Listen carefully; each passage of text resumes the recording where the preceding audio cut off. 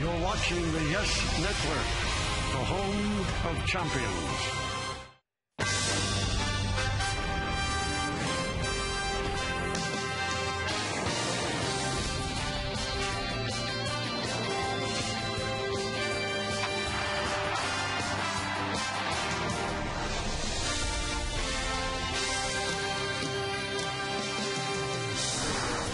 Oh, it's CC time on a Thursday afternoon in New York City. The big man will be on the mound. It is a picture-perfect postcard day here at Yankee Stadium as the Yes Network presents New York Yankees baseball. The defending world champion New York Yankees against the Seattle Mariners in the final game of a three-game set from Yankee Stadium in the Bronx.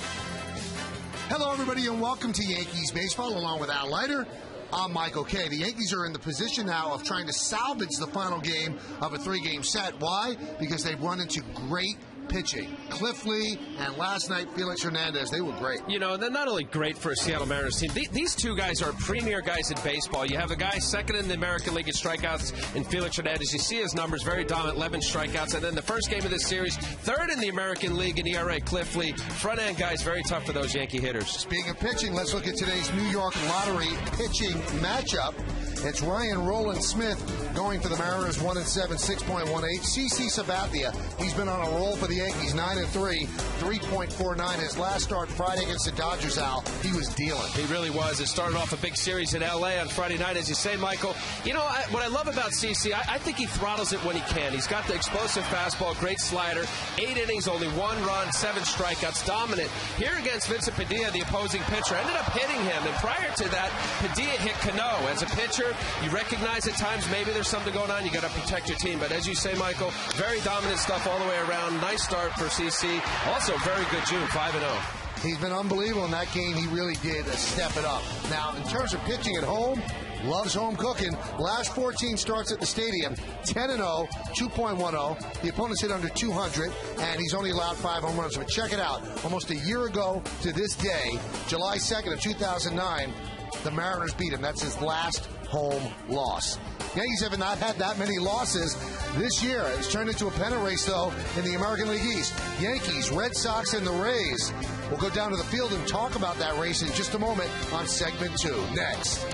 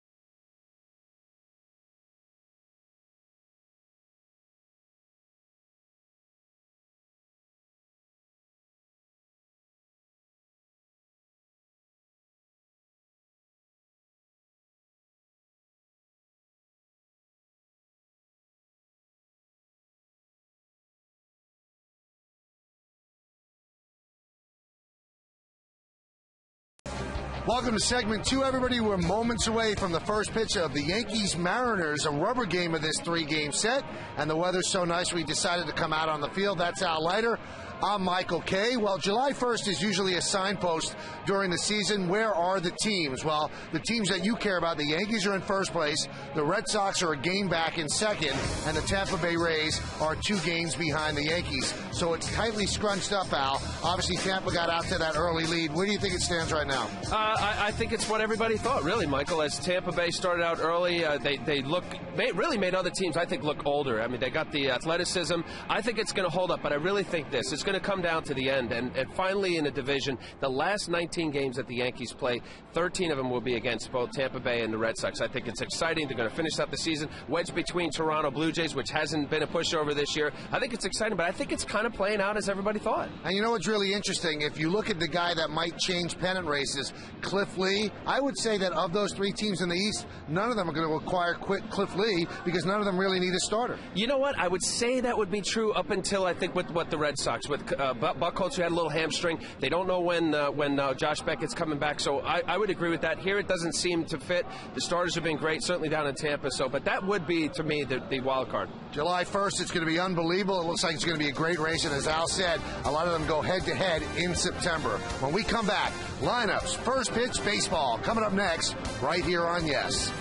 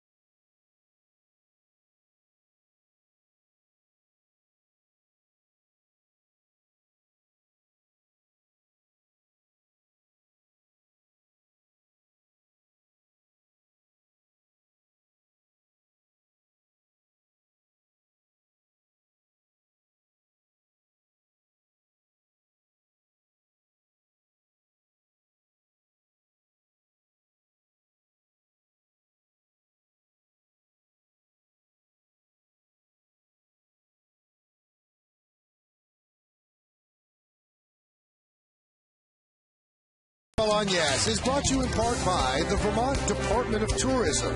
Your next Green Mountain adventure begins at VermontVacation.com. By the 2010 Honda Clearance, it's the only thing from Honda that won't last. And by IOTV. IOTV offers you incredible HD picture and sound. HD is free with IOTV. Clouds overhead, but a beautiful day here in New York City. Big crowd filing into the ballpark. Yankees have taken the field, and CC Sabathia taking his warm-ups. Why don't we take a look at the Mariners starting lineup, which is presented, as always, by our very good friends at Lexus. The Mariners come in at 33 and 44, and they will lead off their shortstop Ichiro Suzuki. Sean Figgins at second will bat second. Batting third and playing first base, Russell Branyan. Milton Bradley, the DH, cleans up. Batting fifth and playing third base, Jose Lopez. Josh Wilson at shortstop. Ryan Langerhans is in left field. Josh Bard will catch. He's going to bat eighth, and batting ninth and playing center field is Michael Saunders. On the mound, the 29-year-old big left-hander CC Sabathia be making his 17th start. What a nice year for CC. Coming off a great start in Los Angeles, the 8 innings, the 4 hits, 1 run. Very good hits to inning ratio, 108 innings, 103rd innings, 228 batting average against. Dominant at times, 9-3 record, very respectable. CC is ready. Ichiro, who hits CC well, he is ready. And let's do it. Here in the Bronx, as the big left-hander deals a strike on the inside corner, we're underway. Let's take a look at the scouting report. Well, I said he's on a roll. In June, he's 5-0, and Yankee Doodle Dandy, 28-11 in 50 regular season starts. Only Ron Guidry and David Cohn had better records. And both sides of the plate, when he used that fastball in, slider in on the righty. High fly ball center field. Granderson is there. 1 out. And for as good a stuff as he has, as dominant as anybody in the game, when he goes on both sides, I love his little two-seamer changeup away. Very tough for any hitter to hit.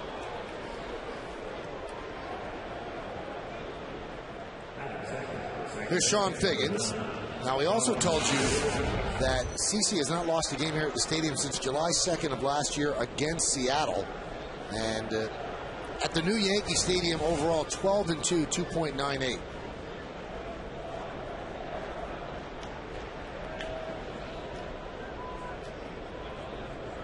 pitch to Figgins outside, 1-0.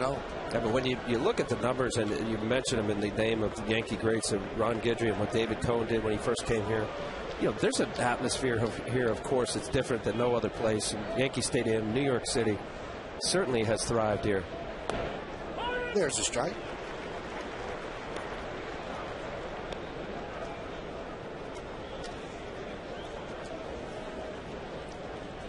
CeCe's been asked lately so much about LeBron James because he's a friend with LeBron from their Cleveland days. And that's popped up to right field. Coming on is Swisher, and he makes the play on the run for the second out. Let's quickly look at the Yankees defense, brought to you by Mercedes. Swisher's in right, Granderson in center, and Gardner is back in the lineup and in left field. Let's go the other way in the infield. Pena, Jeter, Cano, and Teixeira third to first. Pena's at third. A-Rod is the DH today. Posada behind the plate, Sabathia on the mound. And I said, well, how did the Yankees recruit you? He said, well, they didn't have to sell me on the Yankees. He said, obviously, that was a no-brainer.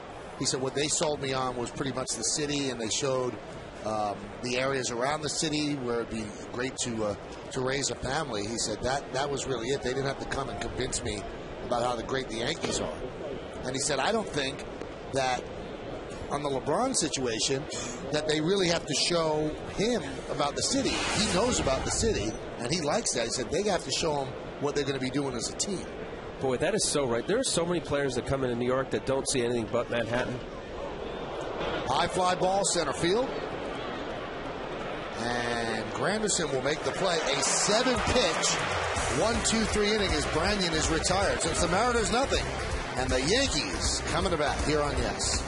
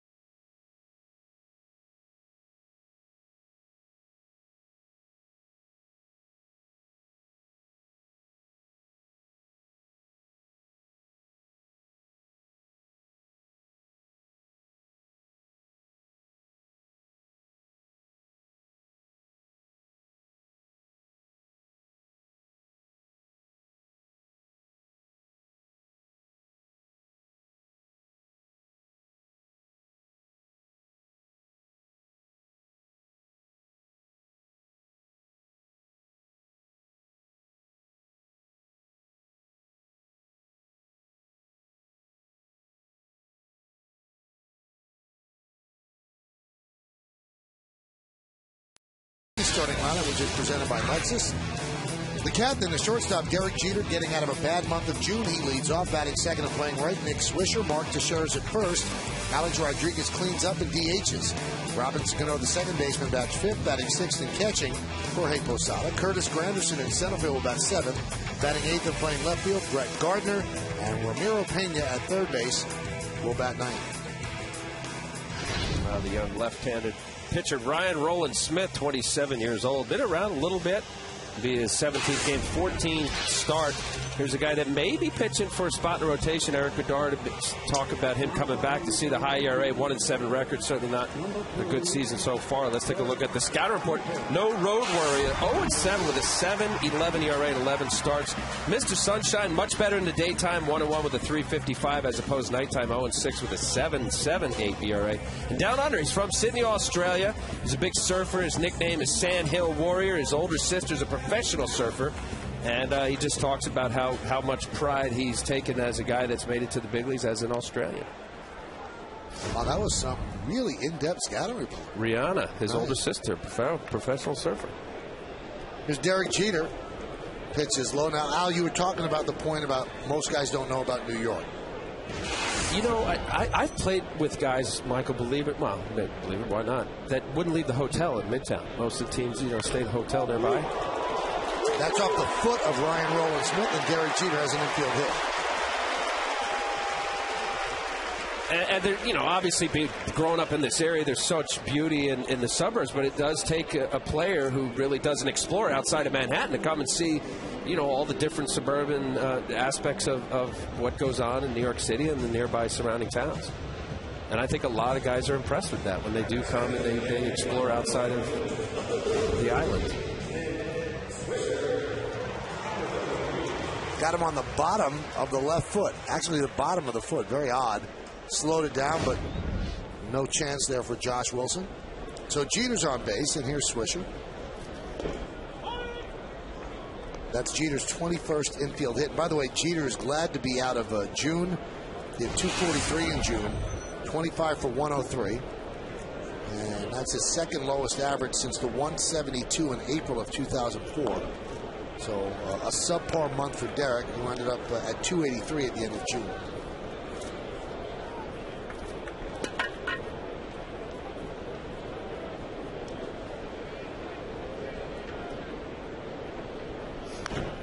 There's another base hit. Left center field. Cutting over Saunders. Cuts the ball off in the gap. Jeter goes to third. Swisher's at second with a double. So 2 hard hit balls against Ryan Rowland-Smith. Well, the Yankees are certainly testing out the Mariner defense. Let's take a look at it. It's brought to you by Mercedes. You've got Langerhans in left, Saunders in center, and Ichiro is in right. Infield, Lopez, and we've got Josh Wilson today at short, not Jack. Josh Wilson at short, Figgins at second, Branyan at first, and Bardby on the plate, and Rowland-Smith is on the mound. You know, I know, Michael, certainly Yankee fans know what Nick Swisher's been providing to this offense. A guy that really's filled in at the 2 spot where they assumed that Nick Johnson would have been. You know, there's key guys in the lineup, and he's really been invaluable along with Robinson Cano. And the pitch to Teixeira is low, 1-0. Mark has an 11-game hitting streak, during which time he has 12 hits. So 273 during the hitting streak. He's at 231. That one's foul back.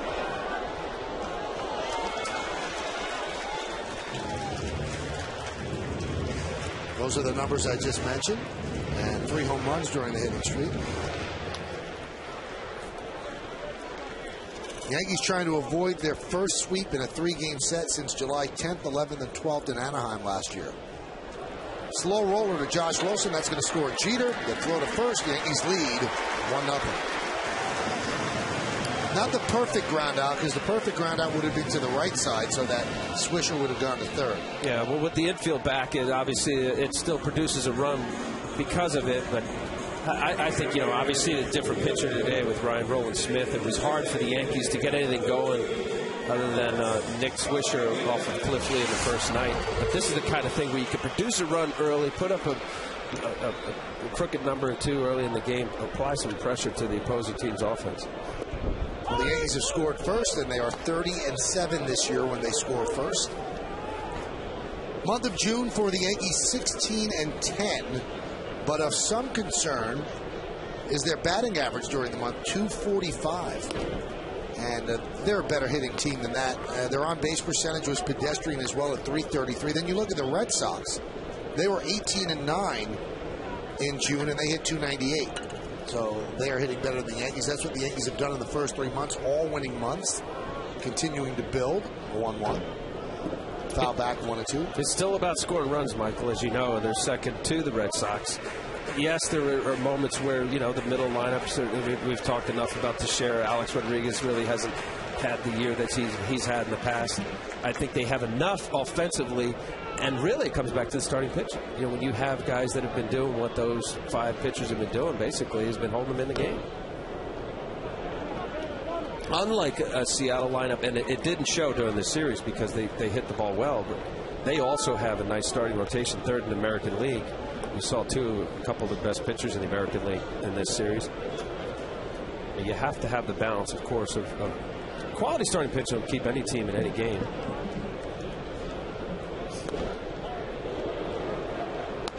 Just missed with the fastball. Cliff Lee started this 3-game set with a complete game, and then Felix Hernandez yesterday, another complete game. With Jeter's infield single and then the double by Swisher, 2 batters, and the Yankees matched how many hits they had all of last night. And one of those hits was bogus, a pop-up by Colin Curtis that got lost in the twilight by Sean Figgins. So the Yankees really had 1 hit last night against Hernandez. 2-2. Count 3-2. Well, it's not a flash alert. Obviously, what Felix Hernandez possessed stuff-wise across the board, Ryan Rowland-Smith not having the year that the Mariners would have liked. It's certainly not the same type of pitchers. Command issue.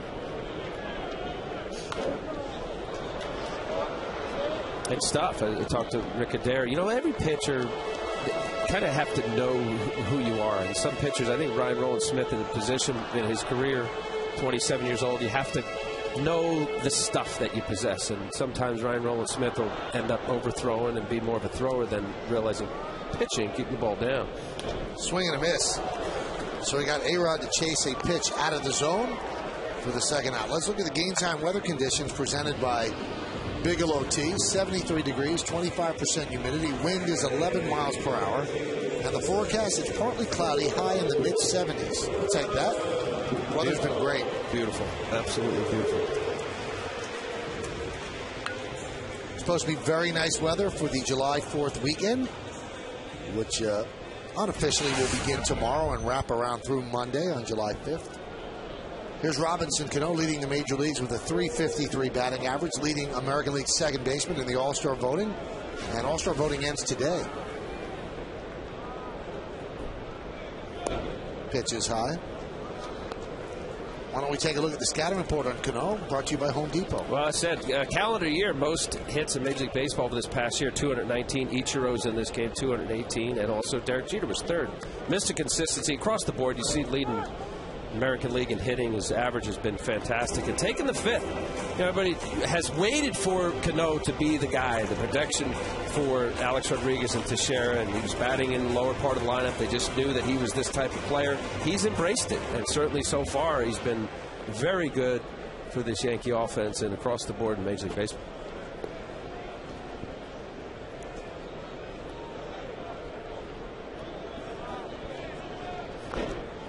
Now, Cano, in his last 11 games, has come down to earth just a little bit, and you expect that because, people don't hit 380. It's very rare. He's 10 for his last 42, which is 238, but his average still 353, which is best in the major leagues. Hit the ball well to left field yesterday, and you can see he had the great April, very good May, and a very good June.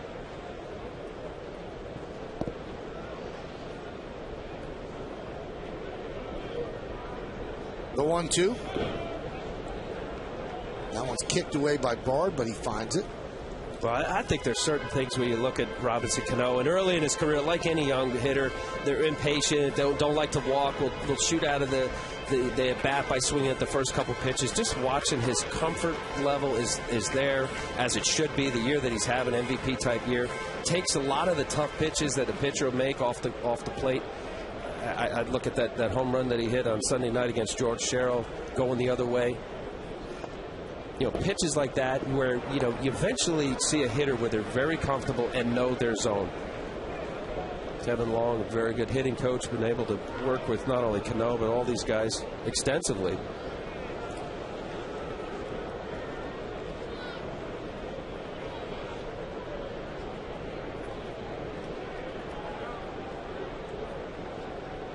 Smith steps off. Yankees up 1-0.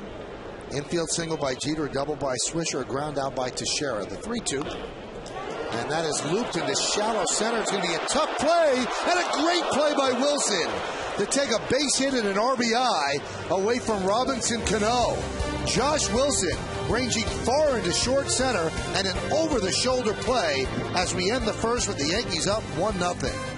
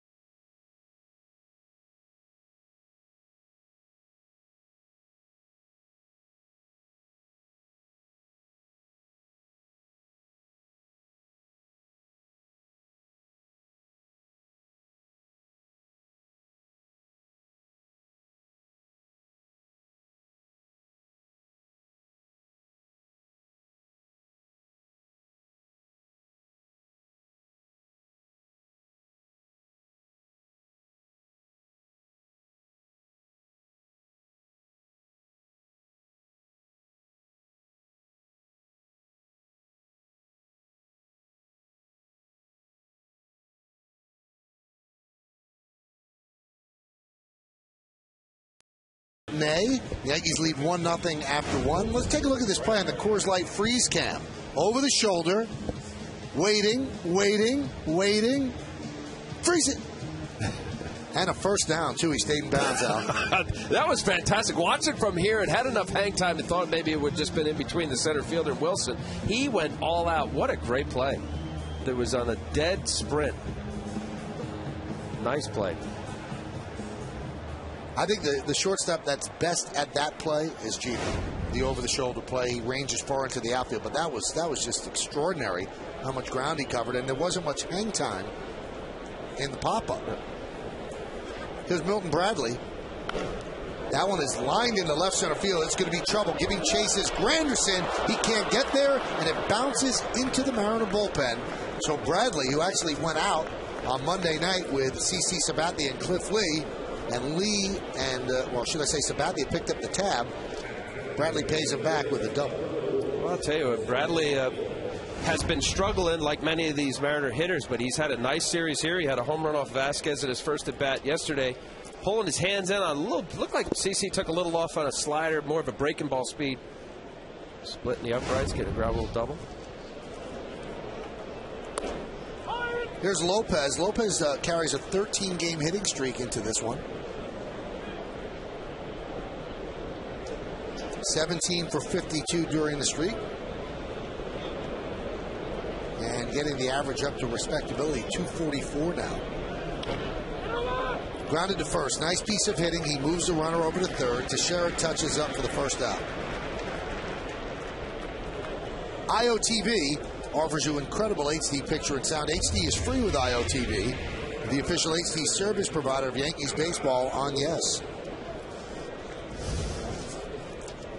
Yeah, you mentioned about Milton Bradley going to dinner with CC. I always thought that, of course, you have friends across the game, and now with free agency, most guys played with somebody or knows them. I always thought it was an advantage to the hitter to have that relationship, knowing that they're buddies, and you're a little less fearful of a ball coming in on you. A little more confidence, aggressive hitting. Yankees bring the infield in for Josh Wilson, and the pitch is high. Would you pitch differently to a guy that you really like? That you were friends with? I remember Jay Buhner. I came up with the Yankees, and Buhner and I were basically every step of the way. And every time I faced him, there was a little, I knew him very well. He knew me, and, there's a friendship. Yes, slightly. And I wouldn't think. That goes off the glove of Posada, but Bradley says put. If you were coming in on a guy that you knew, you were a little bit more conscious of hoping, when you did come in, you weren't going to hit him. So simply put, if you were facing me, I'd get drilled. Twice. Not true. We like each other. Your friends don't think so, though. Buhner was 4 for 12 against him. Maybe he should have been a little tougher with him. No damage. Is there damage in No that? damage. Swing and a miss. Chased a fastball a little up and away, 2-1.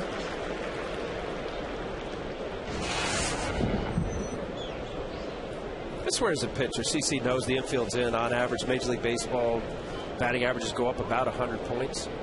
Get an opportunity to get 2 strikes. You want to get the strikeout. Fouled away. So now there's no doubt about it.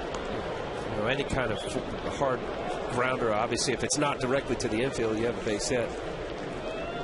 See what CC decides to do with a put-away pitch here. Just cutting, obviously, with the infield in, cutting down on the angle for the infielders.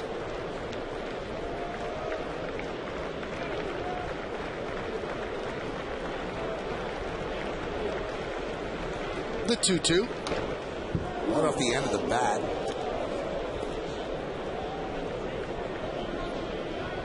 So for me, that's kind of a take that pitch back kind of scenario. You got to change up in the zone. Obviously, CC didn't want it there. It's really not a put-away swing and miss pitch up there. Easy for a guy to keep his hands back, get a fly ball out of that. Usually some power breaking ball down in the dirt here. The 2-2. Popped up and out of play.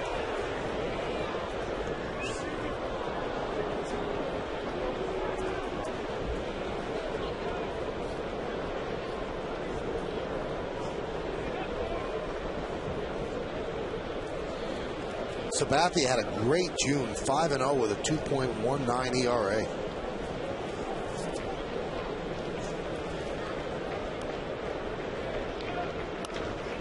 Popped up. That will not get a run in. Cano right there will make the play for the second out. Now the Yankees will have the infield back up. Let's take a look at the Toyota text poll for the day. Today's question is, aside from the Yankees, which team has the best 1-2 punch of starting pitchers in baseball? You can text your vote to 58772. Standard text messaging rate applies at the Cardinals with Wainwright and Carpenter, Giants with Lincecum and Kane, Mariners with Lee and Hernandez, or the Phillies with Halladay and Hamels. I think I might have to go Lincecum Kane. I don't know. The last two games, that's tough to. Well, this is a little tougher question than last night's. Although we thought it was going to be unanimous. Ken Griffey being a first ballot Hall of Famer.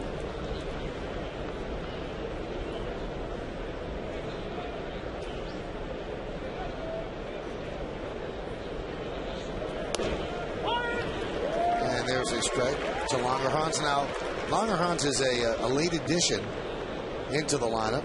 Franklin Gutierrez was in the original lineup. Now, he left yesterday's game in the second inning with an upset stomach and then was scratched again before the game with an upset stomach.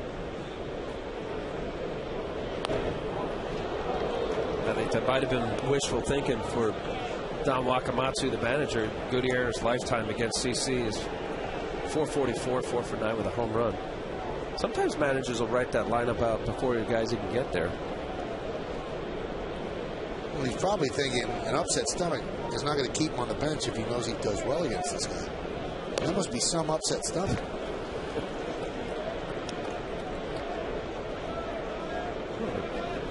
They're saying yesterday was the upset stomach. Today is flu-like symptoms.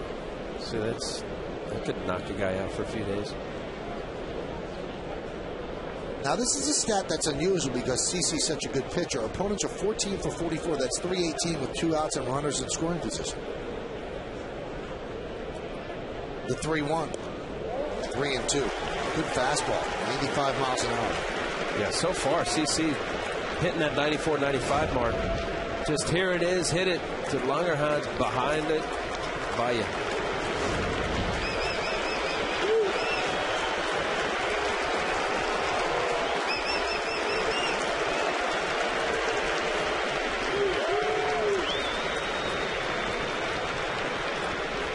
And the 3-2. Strike 3. Langerhans down looking. Punched out by home plate umpire Paul Schreiber. So the leadoff double wasted. Mariners lead 1. We go to the bottom of the second. 1-0 Yankees.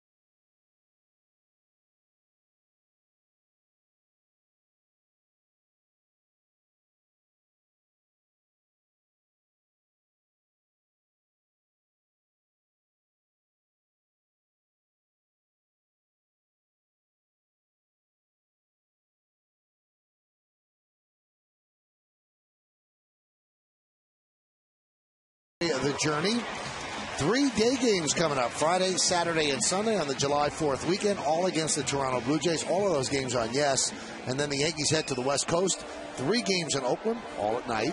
And then 4 games in Seattle, 3 at night, and 1 at 4:10 on Sunday. And that will be the last game before the All-Star break.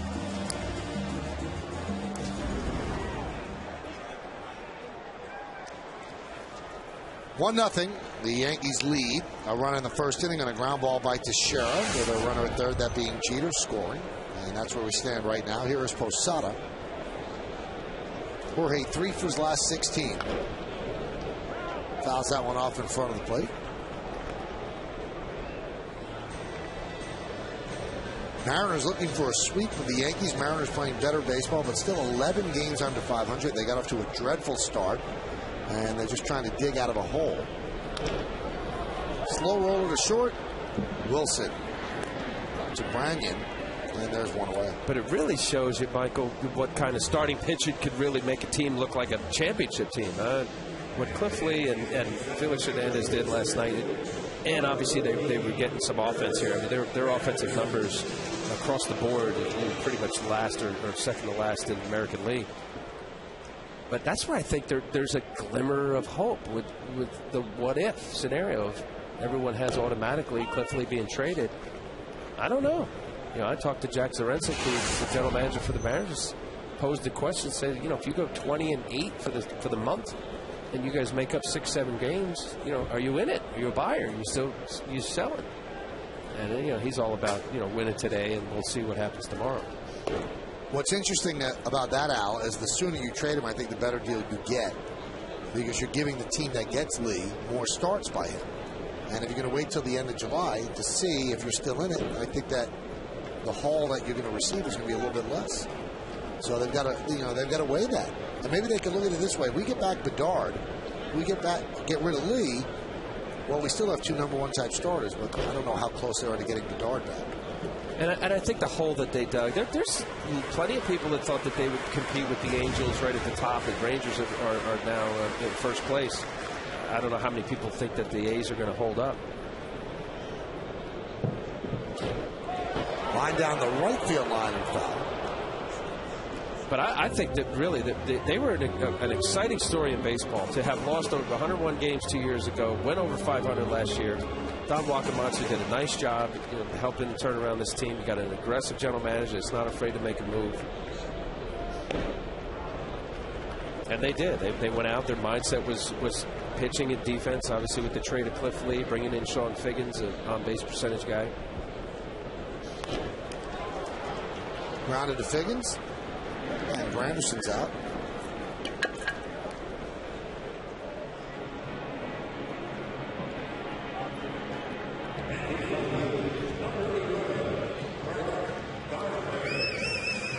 Ryan Rowland-Smith, we're talking about Eric Bedard, who guys had several nice years with the Orioles, really when healthy, kind of a front-end guy, ace-type pitcher. They've had some good starting pitching from the Seattle Mariners.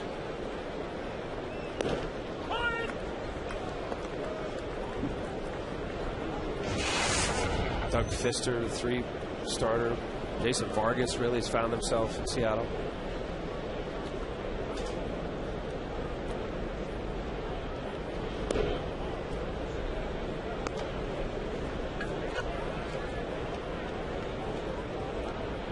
Gardner back in there, wrist healthy, deemed healthy.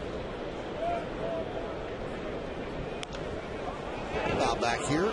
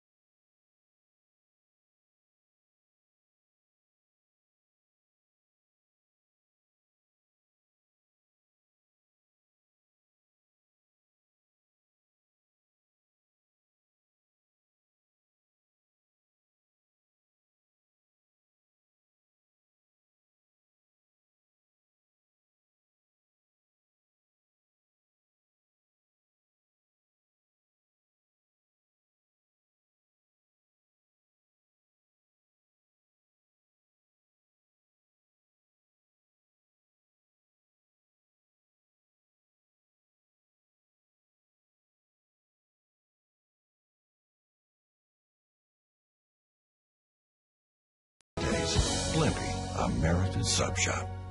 My Toyota has 180,000 miles on it. 190,000 miles. 267,491 miles on it. My Toyota has 464,000 miles. While a Toyota may last a long time, the amazing deals and great selection won't during Toyota's National Clearance Event.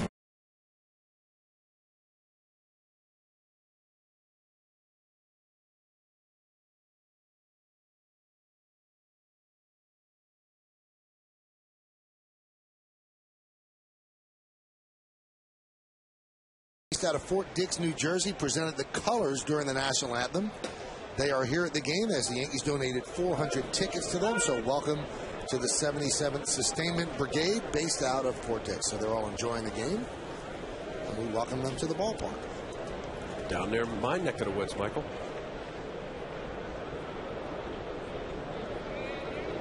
Here's the 0-1 to Josh Bart. Grounded to second. Hot shot. Cano stays with it.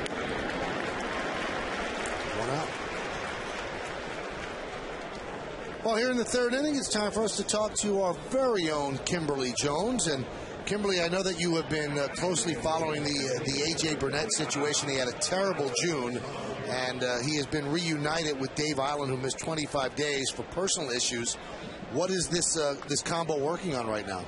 Well, AJ threw his first bullpen in front of Eiland in a month yesterday, Michael. And I said, well, how did it start? AJ said, Dave said, we're starting over. We're going back to what we did in April. Let's go. I said, well, what did you change? He said, well, I am back to standing on the middle third of the pitching rubber. I said, well, where had you been? He said, I've been all over the mound trying to find something lately. I said, what else did you work on? He said, I don't want to really say I worked on things. I just did it. That is how easy the communication is between him and Eiland. He said that Dave has a way of getting his message across in very few words, both in the bullpen and when AJ's on the mound. For example, he will say, find your window. That's it. Or he will say, stay back for 1 extra second while delivering a pitch. And that's all the message AJ says he needs to hear. Now, do they have a special connection? Because Mike Harkey obviously knows pitching, and he was the pitching coach filling in for Eiland. Do Eiland and Burnett have a different type of communication? I think they do, Michael. However, AJ very sensitive and not wanting any of this to come across as a slight to Mike Harkey or to Joe Girardi. He said, they did all they could do with me over the last month. I just wasn't doing my job. He says, the last thing I need to be thinking about when I'm getting hit is my mechanics. He said, overthinking is not a good thing for me. And Eiland jokes with him and says, AJ, I know why you're a simple thinker. You're from Arkansas. And AJ laughs. Now, AJ actually went home when his grandpa passed away, and he actually got some advice and some words of wisdom from his father. Sometimes it takes somebody who's been with you your whole life to really get to you. It does, Michael, and it was his paternal grandfather who passed away. AJ left the team Sunday from L.A., didn't return until just before that bullpen yesterday, and it was over those couple of days that AJ's dad pulled him aside and said, on the mound right now, son, you look like a deer in the headlights. AJ said he was shocked by that account from his own father. He said, with my stuff and my positive thinking, that's the last way I would ever want to appear. I said, what are you talking about, positive thinking? You usually look like you're beating yourself up. He said, I do. He said, I swear to you, I'm thinking positive thoughts. And Al, I told AJ, I said, the more we talk, and we talk often, I am convinced everything about your outings is from the neck up. It is all confidence with AJ. And Al, he looked at me and said, you're absolutely right. Oh, absolutely, Kimberly. But, as honest as AJ could be, and you know better than anybody, I think it's refreshing that he admitted that little story tidbit to you, because it is from the neck up. He possesses great stuff, as everybody watches, and the keys that you're talking about can be said a little bit differently, and certainly Dave Eiland is a relationship that he has, that it clicks. Yes, I know. You mentioned window or 1 second back. These are simple things. And, Michael, you even say it. Here's a guy, Harkey certainly knows pitching, but it's just the connection. Ah, yeah, that's right. And it works. And then you have success with it, and you become confident again. Here's Ichiro as he digs in with 2 outs against Sabathia. Now, he flew out to center field in the first inning against the left-hander. And Kim, these two don't have a great history, at least in terms of CC's side. That's right. Ichiro, among left-handed hitters, has had the most power against CC. Him and Jim Thome both have 3 career home runs from the left side against CC. When you ask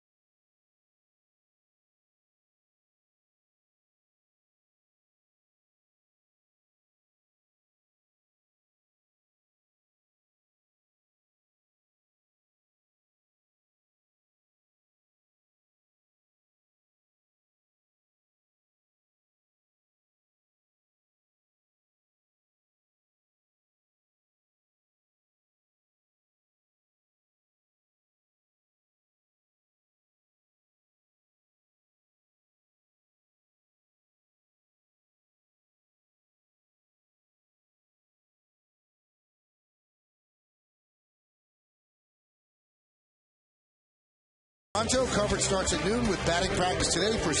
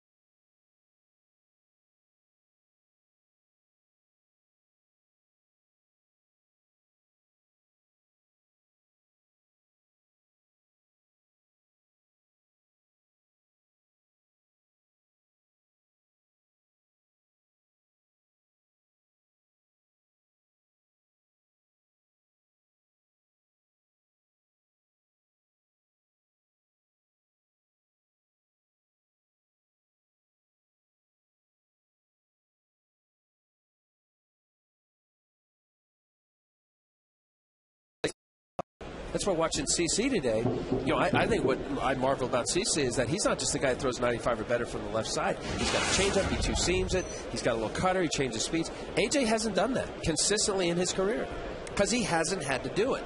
I talked to Jimmy Key. I remember Jimmy, and I said, boy, it's impeccable command, and, great changeup, great location. I said, how long have you, when did you learn this? Because, Al, I had to do this in high school because, Jimmy Key didn't have that 95-plus. So sometimes the great electric talent is a curse. I think so. Unless you're able to identify and say, okay, who am I? What type of stuff do I have today? I don't know if AJ is able to command days in which he doesn't have that great stuff.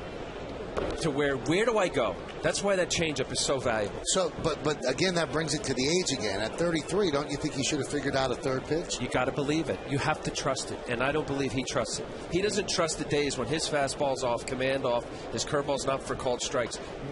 Should I throw that little 87-mile-an-hour changeup? Yes, you need it. Well, the Yankees need him. They really do, and for them to have continued to be in first place in the East when he gave them nothing in the month of June. Absolutely nothing. Now, I do believe the loss of Island meant something to him, and that's not a knock on Harkey. He and Island had something going. They know what buttons to have to push and things like that, and Island not being there, I think, took something away. Now we'll see. Tomorrow's his first start since Island got back here on Tuesday, so they've had some time to work. Obviously sitting together, talking through things. We'll see how it translates on the mound tomorrow afternoon. There's comfort in that, Michael. There is. And obviously you want your pitcher, you want your player to be on the field comfortable and not having anything in his mind. 3-2 has popped up. Wilson fighting the glare. Boy, that was really up there, and he puts away for the final out of the third. 9 in a row for Ryan Rowland-Smith. We played 3. It's 1-0 Yanks.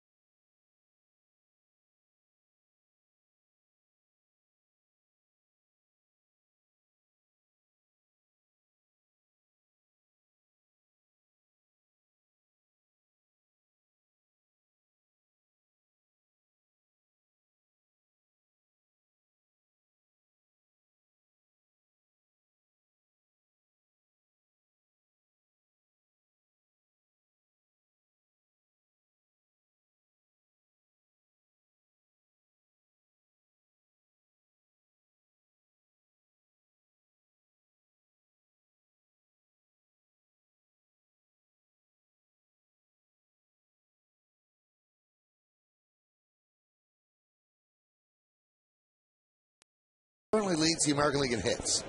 So the question is, who was the last Yankee to lead the American League in hits for a season? We'll find that out in the bottom of the inning. Sean Figgins leads off against CC Sabathia. Figgins shows bunt, pulls back, takes a ball, 1-0.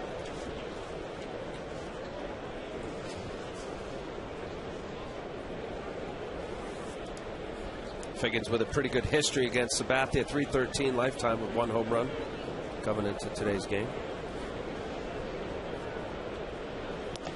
There's a strike. You know, we were talking about it the last 2 days with the impressive performance of Cliff Lee and Felix Hernandez last night, where pitchers with good stuff that are unpredictable, meaning that they'll throw any pitch at any count. Kind of dovetail off of A.J. Burnett conversation, you know, watching CC when he's on, and even when he's not, Michael, you know, the big curveball, changes speeds. We just saw 78-mile-an-hour curveball, get in the count. First pitch breaking ball, changes speeds on his slider. He throws and uses a changeup, not as an emergency pitch, but part of his arsenal. It's hard for guys to square up. Little change up there, left it up in the zone, but pulled off 10 miles an hour, even though that was middle up in the zone. So it's that unpredictable nature of a guy who has good stuff, very good stuff. And those are the elements where if you see it consistently all year long or all career long, those are your great pitchers. Those are your perennial all-stars and contending Cy Young Award winners. Not easy. There's an awful lot of people who try to do this and pitch.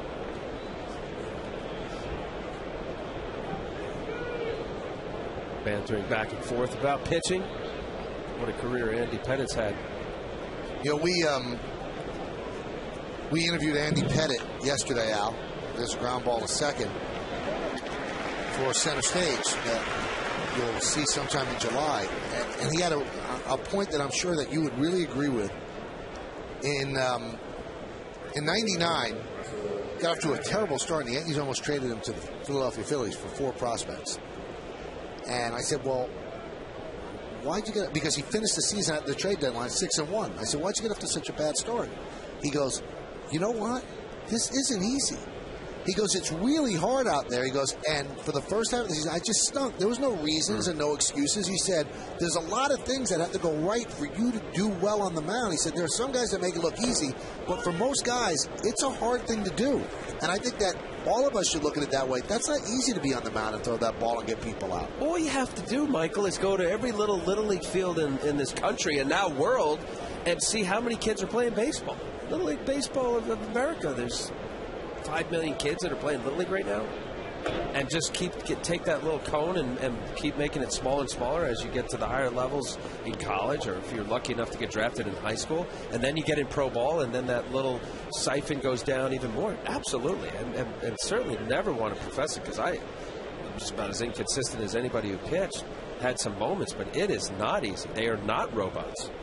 Hitters will miss a 2-0 fastball middle of the plate. And it's part of the game. And that's what I think is interesting, and what I found I was able to do in the latter part of my career was to really allow things to be dismissed. And the more you can just forget about it and move on, you know, clear the head again, you know, not for it to be in your mind, because it is such a mental game. Any game where you can fail 7 out of 10 times and be really successful, or viewed as really successful, should tell you about the sport. Russell Branyan down looking. And then, you know, then also, too, the aspect of here, there's a nice breaking ball. Pulls off a little bit of velocity. And that's what I mean about CC. He'll throw a power breaking ball anywhere 83 to 85. And then we've already seen curveballs today in that low mid-77, 78 range. So what does he have? 95, change speed, good changeup. And then not only just you see a breaking ball as a hitter, but he'll change speeds on it. And it's not by accident. It's by design.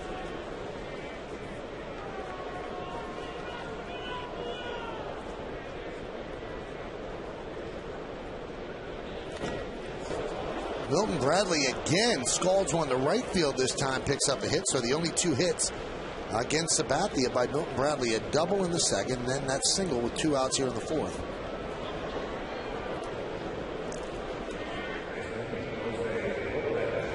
Well, he's got a couple hits off of him. Didn't you say that he went to dinner with him and on Monday. CC paid for it? He's paying for it now. Nice Pete Proch hitting right there. Alonzo Powell, the new hitting coach for the Mariners, is talking about Milton Bradley struggling all year, but really has been concentrating on Milton to go the other way, gap to gap, left center, right center field.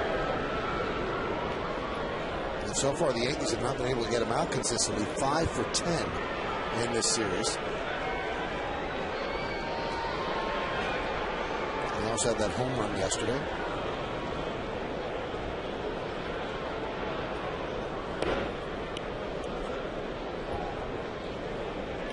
One and 0 to Lopez.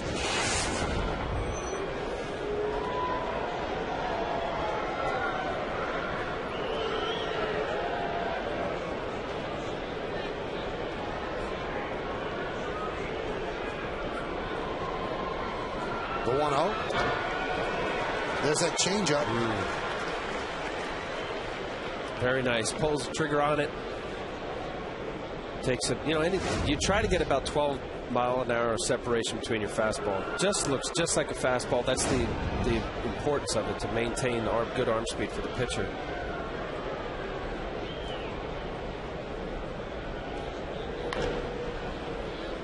Grounded fair, backhanded by Pena, the long throw, and a good stretch by Teixeira, and that'll do it here in the fourth. Pena sporting a good arm. No runs a hit, no errors, one man left. Let's go to the bottom of the fourth inning. It's 1-0 Yanks.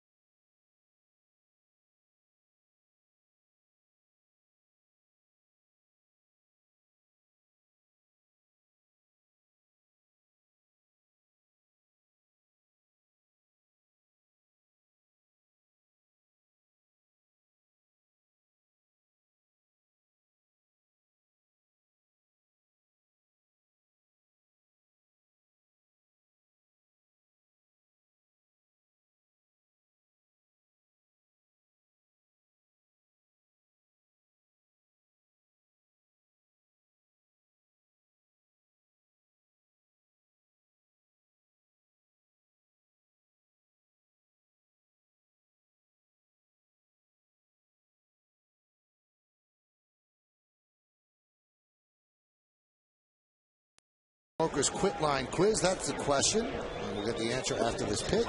It's a strike to Mark Teixeira. So what Yankee has, and Alfonso Soriano is the answer. Ichiro had 208 in 2002. Soriano had 209. Boy, Soriano's career has really taken a downhill turn. Last couple of years with the Cubs, just hasn't been near the player that he was with the Yankees and the Texas Rangers as well. Remember, the Yankees traded Soriano to the Rangers for Alex Rodriguez. Boy, didn't you think when he came up, just smoke a fastball, even low ball hitter with the curveball? I thought he was going to be something. You're right. It really has not panned out in Chicago. And you know what's amazing, too? He would have. If things had gone the way they always usually go, he would have had one of the biggest home runs in Yankee postseason history. There's a ground ball base hit through the left side, and that'll extend Teixeira's hitting streak to 12 straight. He hit that home run off Curt Schilling in Game 7 of the 2001 series to give the Yankees 2-1 lead, and they were ready to win the World Series again if Mariano closed it out in the ninth, and he didn't do it, and that home run is essentially forgotten. Yeah. Otherwise, it would have been one of the biggest home runs ever. The Bernie Carbo home run.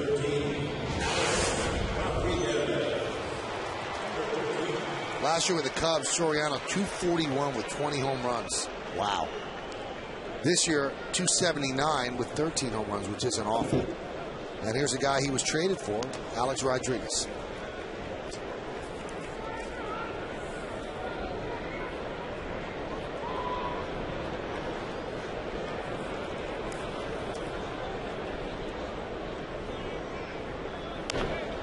Grounded to third. This could be two. There's one. And there's two.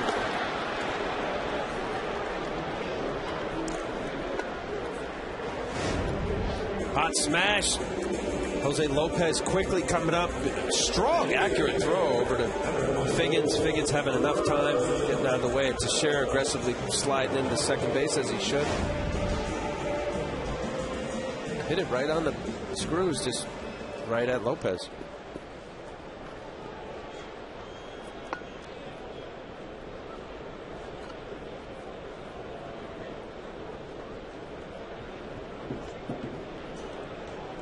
So Smith, who comes into the game with a 6.18 ERA, has really shut down the Yankees. As Cano hits one deep to right center field, giving chase Ichiro on the track, at the wall, see ya! Home run into the Yankee bullpen, a solo shot, and the Yankees lead 2-0.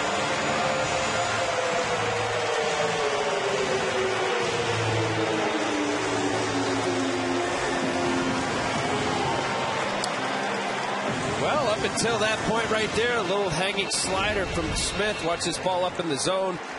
Cano's 10th home run off of lefties this year, is 16th of the year. What a season for Robinson Cano right here. Stays back. Boom.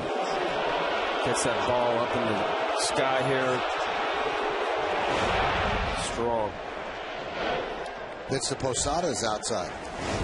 And balance. I think he's got such a smooth, rhythmic swing. Never gets off the fastball, times it. How's that breaking ball up in the zone? Waffles it.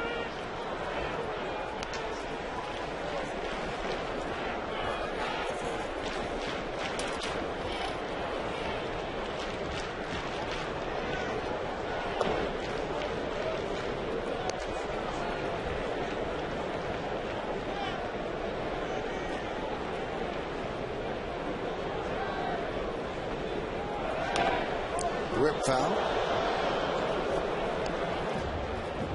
Well, Cano's about a month ahead of schedule. He hit his 16th home run last year until July 29th. We are the 1st of July, yes, 16th.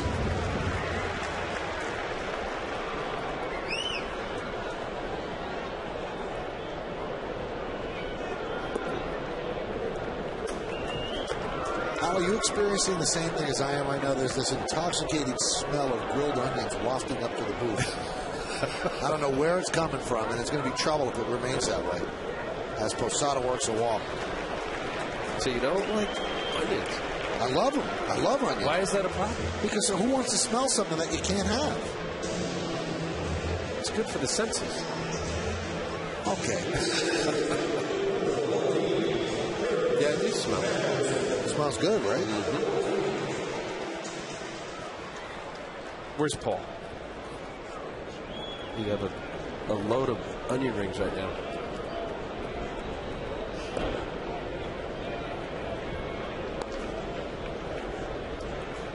So Posada with the 2-out walk, and here is Granderson.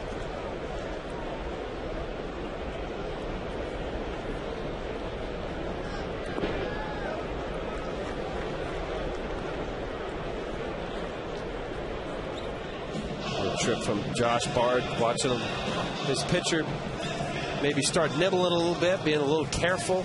Anytime a pitcher starts thinking being careful, usually make a mistake. Good at bat from Posada, fighting off a couple pitches, drawing the walk, making the pitcher work. That's what the Yankee lineup does well.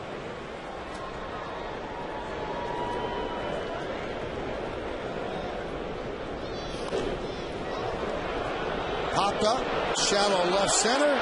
A long run by Langerhans, and he makes the play for the final out of the fourth. But the Yankees get another run, and they do it on the bat of Robinson Cano. So many big hits so far this year. That one deposited into the Yankee bullpen for a 2-0 Yankee lead.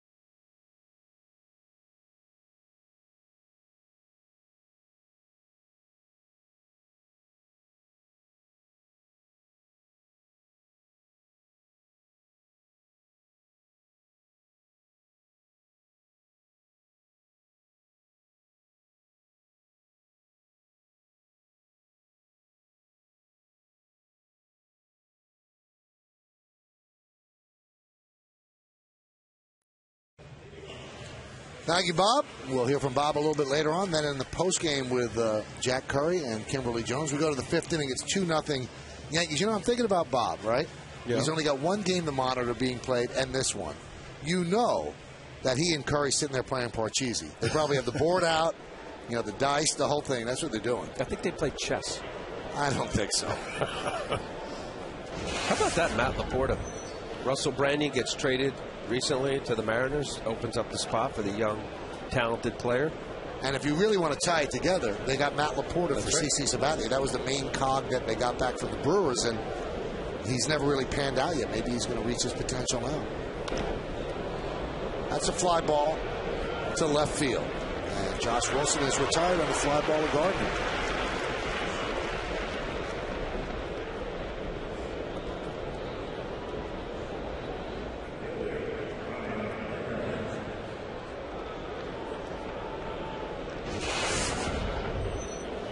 Here's Ryan Langerhans.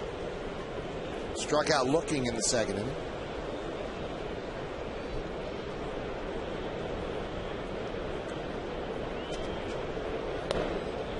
There's a strike. Boy, Ryan Langerhans, I remember top draft pick out of Texas with the Atlanta Braves, ended up going to the Nationals, was traded in 09 for Mike Morse, who also was a top pick for the Mariners. Good-looking young left-handed hitter. So over the years, this quite hasn't panned out. Last year with the Nationals, .234 batting average. Actually, no, wait.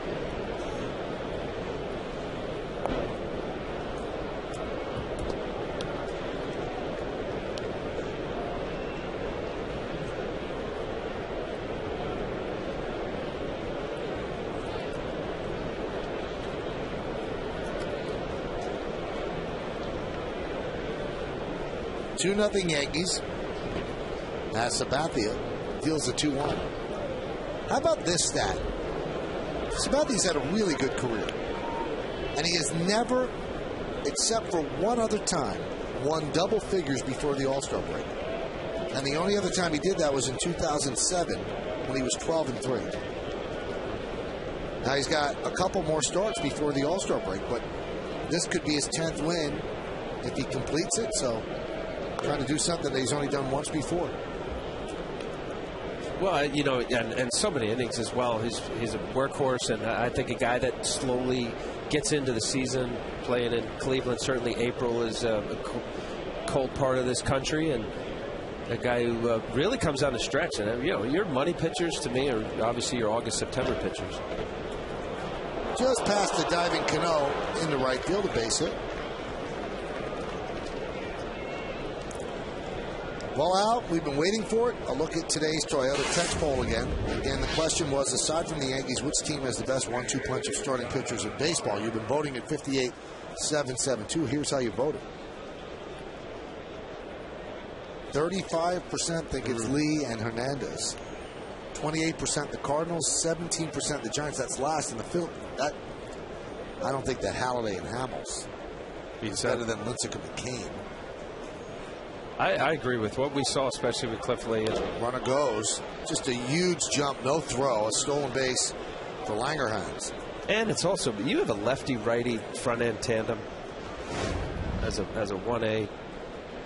Oh, big jump. Now, there's certain keys off of every pitcher first base coach will identify. He definitely had something on CC there.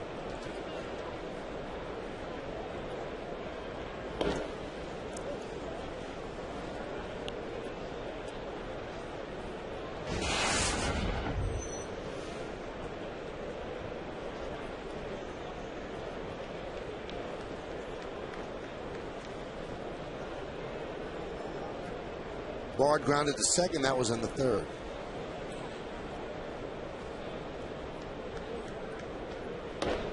Pitch outside, 2-1. Yeah, I think with CC along with A.J. Burnett, CC's not a guy that's going to compromise his leg kick. Do certain things as a left-hander to be able to freeze a runner and make sure they don't get a running start. But this year, opponents have 10-11 of stolen bases off of CC. And they also run wild against A.J. Burnett. against A.J., 22 of 25 successful stolen bases. The 2-1. Fouled away. Now, were you, when you were on the mound, Al, were you willing to compromise your pitch in order to keep the runner close? What I tried to do, Michael, and I know with the Mets, Bobby Valentine was my manager for most of the time. There's different managers that will have your package of slide step, throw over, step off, vary your times. His biggest thing was just show me that you'll do it, and he won't call it from the bench. And I think it's important to really put in the hands of a pitcher to identify your green runners, guys that are going to steal, even the middle of the road runners. If you're not paying attention to them, like a Langerhans, or knowing that there's a big leg kick or 1-4, 1-5, 1-6 in time, it's really hard for any catcher who's got a cannon to throw anybody out. So yes, you have to be mindful of it. And especially, here in a tight ball game, you let it Ryan Langerhans to take off. Now any ground ball to the outfield, it's a potential run. See his leg kick go up. Now, there's different keys. You look at the runner. A lot of people say, well, you're left-handed. You're looking at right at the runner. There's leg kicks that aren't conducive to be able to throw over if you see a runner going. The foot can't pass behind the pitcher's rubber. And I think that was one big component of my delivery that I couldn't get, where a guy like Andy Pettitte does do well at it. Ryan Roland Smith has got a very good move. Now, there are some pitching coaches that don't believe it, right? They do not believe in slide steps. There are pitching coaches that don't want you as a pitcher to feel uncomfortable in your delivery. As Bard goes down swinging. And what that means is if you have a big leg kick as a start, in a windup, and now your leg kick is what it is, and then all of a sudden every 3 or 4 pitches they're going to have you quicken it up. Nice changeup. Out in front there. See the grip, the change-up grip. Beautiful, great arm speed. Ended up cutting a little bit, but the speed obviously got Bard out in front. You ever have a catcher come up to you and say, hey, man, you're not even giving me a chance, Al? Catchers wouldn't do it, but you'll have your pitching coach come up, or even your manager, say, hey, give him a shot.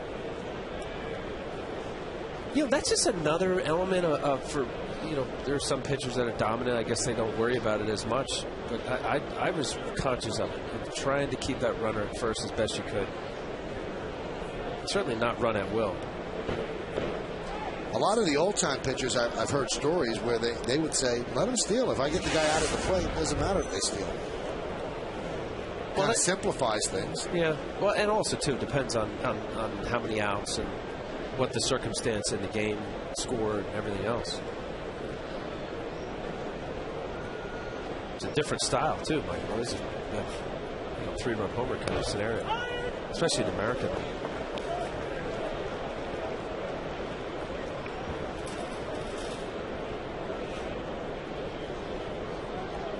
Talking to Rick Adair, the pitching coach for the Mariners, he has basically he's able to get his pitchers to all be quick without rushing, but their leg kicks have good times.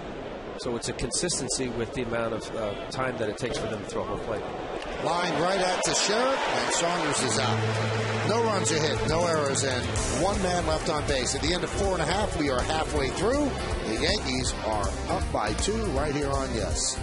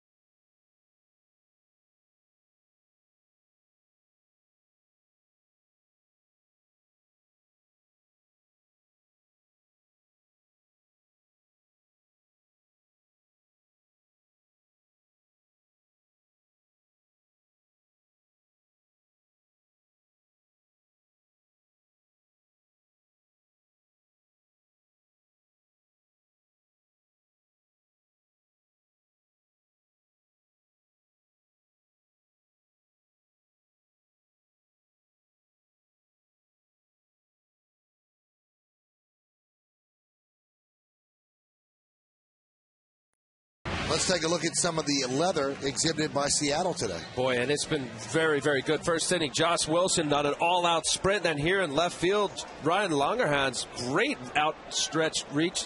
And then a bullet to Jose Lopez getting a double play with Alex Rodriguez. Nice defense so far by the Seattle Mariners.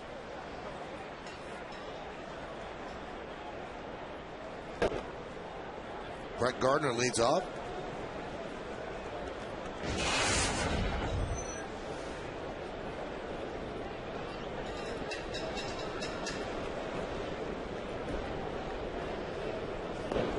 Shows bunt, takes a strike.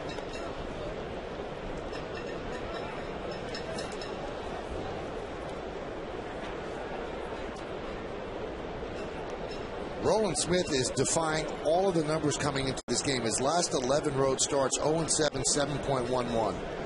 Let's see what Gardner does, hits by direction. He tried to take Roland Smith to left field last time, but the bottom line is, Al, he's playing against type. Because this is the type of pitcher you'd say, well, the Yankees are going to beat him up. It hasn't been the case today.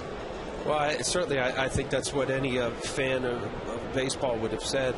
As you just said, the numbers didn't reflect him having a good year so far. Nice play by Lopez. But you got to still play the game. And Ryan Roland Smith has shown certainly at times this year that he's got the ability. I just think this is a starting pitcher that a Yankee lineup would, really find their spot to drive the ball and create more offense. But so far he's done a very nice job. 72 pitches, 5th inning.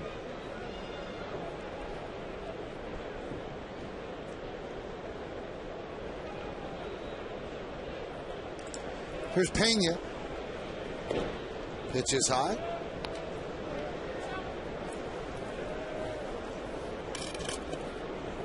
There's Ricky Adair, the pitching coach. And you see more and more pitching coaches now charting the game. And I'd say 10 years ago, you'd always see the next day starting pitcher chart. Did that do anything for you, Al, when you charted? No. Did you hate doing it? Yeah. It was a way to keep a guy paying attention every pitch. And now I think it's become less because of the technology of video and guys really utilizing that.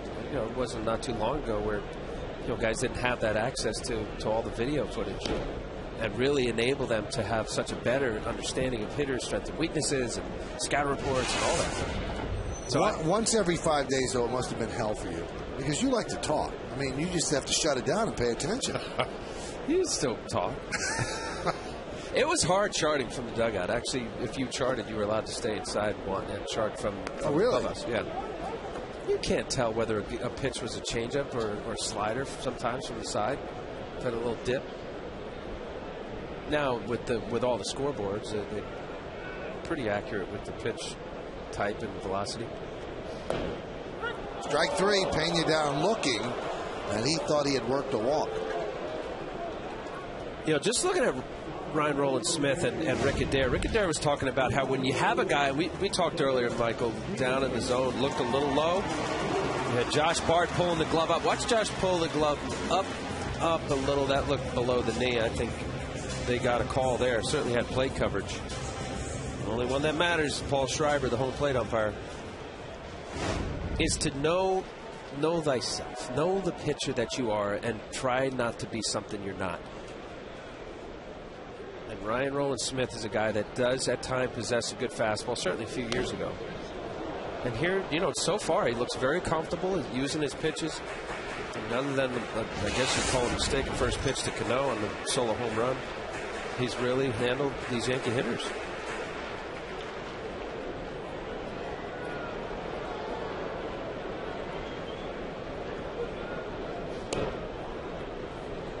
Just a comfortable little 88 mile-an-hour fastball. So, okay, 88 doesn't sound too fast. It's right at about a little below Major League average, actually.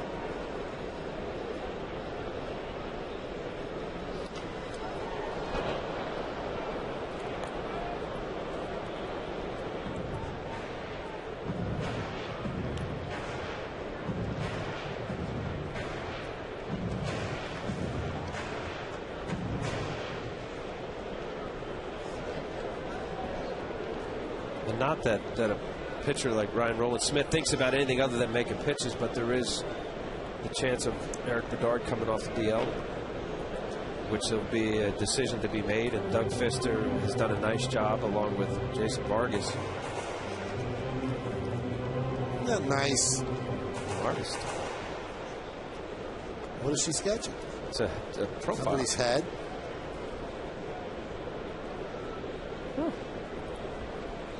She was going to sketch my head, but she didn't have enough crayon. There's a ground ball to short.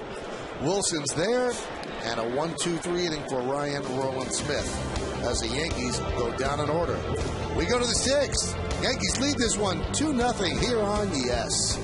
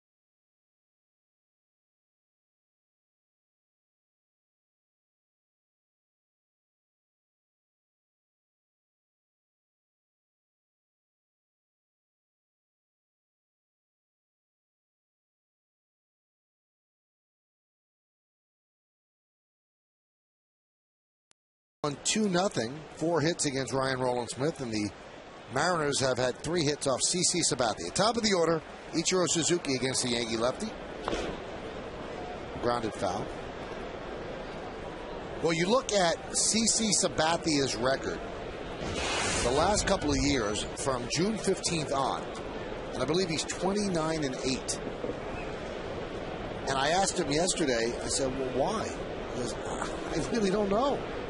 I think he's going to petition Bud Selig to start the season on June 15th. But could it be that he's a big guy and he just rounds into shape over the first month and a half out? Could it be that simple? I can only relate to how I felt during the year. And I was somebody who just felt like I needed to be ready right out of the chute, because I felt it was a good way to, pad your season, because you knew you were going to slump somewhere. Oh, nice play by Pena. Took a base hit away from Ichiro. Yeah, that right there is what is, for me, what's fun to watch Ichiro. He knows that Pena's in. This is by design. Just slap it on the ground, trying to get it over Pena's head. Pena respecting and honoring the fact that he could bunt to eliminate that. But this is what Ichiro's done his entire career. That ball goes over his head. That may have been a double.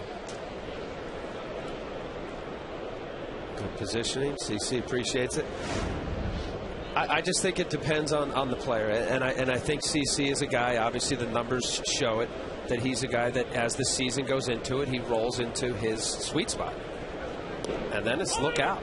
Once he gets locked in for whatever, whether it's a physical thing with his stuff, his arm, his shoulder, and body, certainly mentally tough enough to endure all of what's necessary to go right down the stretch. I thought what he did with the Brewers and all the innings and complete games, just a workhorse. I mean, there's guys that are aces that will front a staff, but then there are other players, pitchers like a CC, Roy Halladay, where you recognize your importance to a staff of having to go deep into games, to where your bullpen's not worn.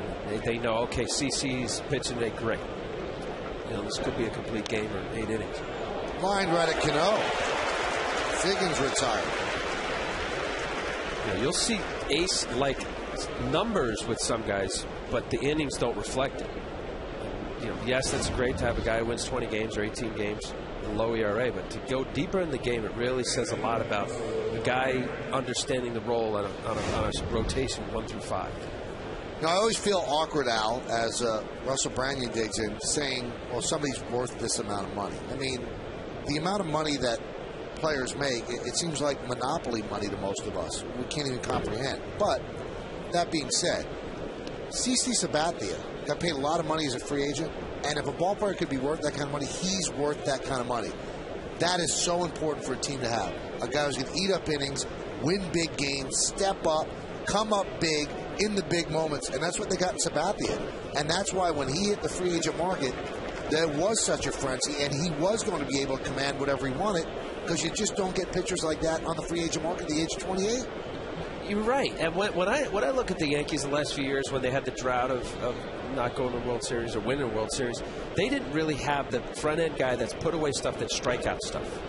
And they went out and got it. And AJ, not of the consistency of a CC Sabathia, but they got the two best power arms, not put in play. Because, look, when you go down the stretch, and the Yankees are in it every year, you need the front-end guys that not only can give you innings or keep it a low ERA, but you need opportunities like CC's already had to either get a strikeout or keep that runner from scoring from third base.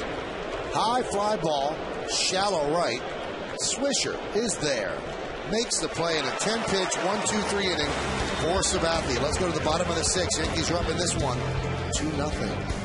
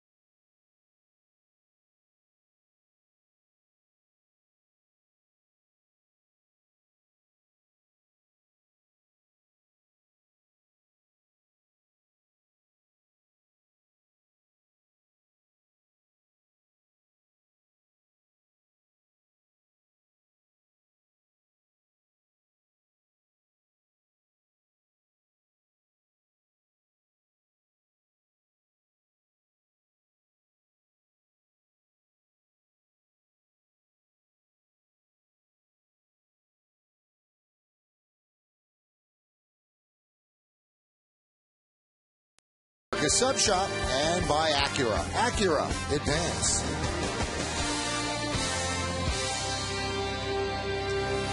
A little overcast here at the stadium. Some of the clouds somewhat gray and dark. Hopefully no rain as we move forward. Bottom of the 6th inning, it's 2-0. Nick Swisher will lead off.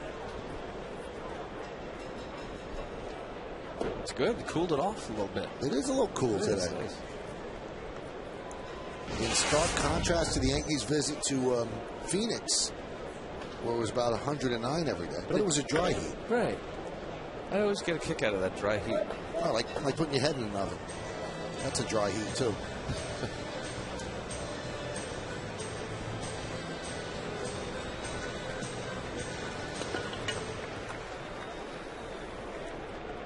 Swisher, Teixeira, and A-Rod. And the left-hander deals. Strike. Swisher with a double in the first inning. Jeter had an infield single off the foot of Smith that started off. Then a double to left center by Swisher. Second and third. Mariners bring the infield back. Teixeira hit a soft ground ball to short. That scored a run. That's the Yankees' first run. And then a two-out solo home run in the fourth inning by Robinson Cano into the Yankee bullpen in right center. And that is the scoring in this game. Sabathia has not been that pressured. He had a leadoff double he allowed to Milton Bradley in the second, stranded him. And then a runner at second in the fifth, stranded him as well. Nice catch by the ball boy. All players down there. Look at this play. Sign him up. And did it very smoothly, too. Didn't really cut the mustard or anything.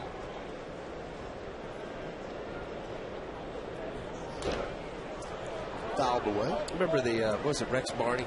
Yes. Give that fan a contract. Became part of every foul ball in the stadium down in Baltimore, the old Stadium Municipal. They came the yards. Rex Barney, an old-time pitcher for the Brooklyn Dodgers, too. Count 3-2.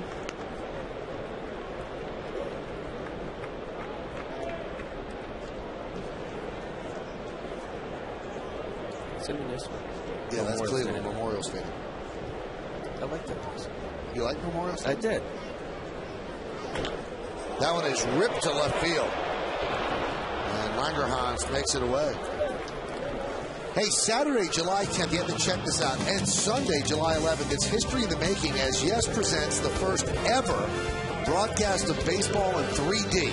The Yankees will take on the Mariners live in Seattle, and Yes will bring you the game as you've never seen it before, presented by Panasonic and DirecTV. 3D coverage starts Saturday, July 10th at 10. Call your cable or satellite provider for details on their 3D offering. That's kind of cool. I've heard it looks great. So now, if you don't have 3D TV, you can still get it? You still get your regular. They're actually doing two separate broadcasts. It's going to be an additional channel. That one is grounded to third by Teixeira. And Lopez makes the play. They're selling 3D TVs now. Yeah, I think that seems to be the wave of the future. And I remember last year they did a hockey game in 3D. And it supposedly looked great. And that was a demo game done at Madison Square Garden. And I think they showed it at the theater there. Hey, 3D is the big thing in movies right now. Went to see Shrek in 3D. That was an experience. And Avatar. You can't picture me seeing Shrek? Well, you laughing. Yeah. Avatar, that was good. You liked Avatar? I did. Shrek's cool.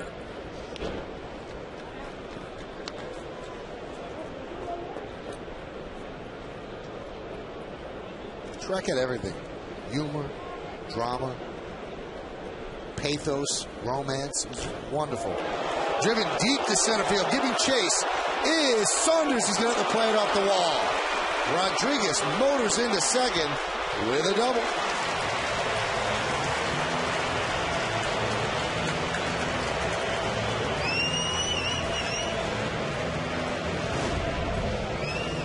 Alex getting a fastball up and away, driving that ball to center field. Looked about thigh high, stayed with it.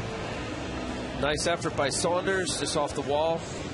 Alex's 19th double. Good swing, good approach. I'll tell you, when Alex has that look of right center field, that ended up being a little left of center field. Really, I just watching him over the years, you see as key for him with his approach to that ball away. That ball was outer half, high enough for him to be able to pull that ball a little bit. Now they're doing the smart thing, and this is how much they respect this guy. There's a lefty on the mound. First base is open there, 2 outs. They're going to intentionally walk. Why mess with that? And they'll take their chance with Posada, who isn't even on deck. So with 2 outs, I guess he still had his catcher's gear on. Now he climbs out on deck. So Cano, who homered his last time up, is intentionally walked. Yeah, that's absolutely. You know, you've arrived as a young player, best batting average in the game. You got Posada behind him.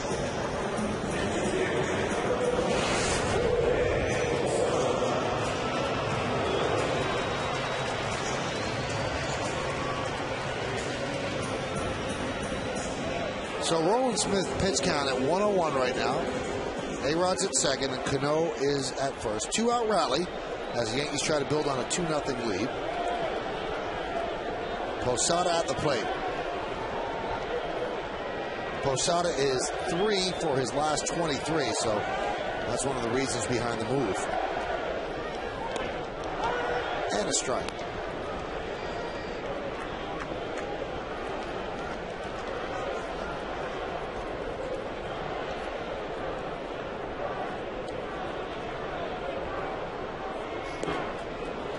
Count 0-2. Right after him. Sean White warming up. Doesn't take much for relievers to get ready. 8 to 15 pitches. When you moved to the bullpen in your last year with the Yankees, did you find you warmed up quicker as a reliever than you did as a starter? Yes, and you know what, Michael? I wish I had done it earlier, because you realize when you're a starting pitcher, you just say, oh, I got 15 minutes, 20 minutes, whatever it took for you to think you got ready. You go down the pen, you got to get ready quickly. Surprising, really surprising, because I was a guy that threw a lot of pitches to get ready for a start. You know, quickly they'll call down and say, hey, you got the next batter. Next batter. You're running, and sure enough, you get there. And, you know, good relievers that, 10, 12 pitches, they're ready.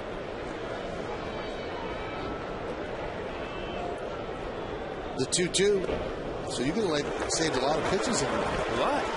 Yeah. I mean, even though it's only warm-ups, you're still busting it out there, giving it game speed velocity.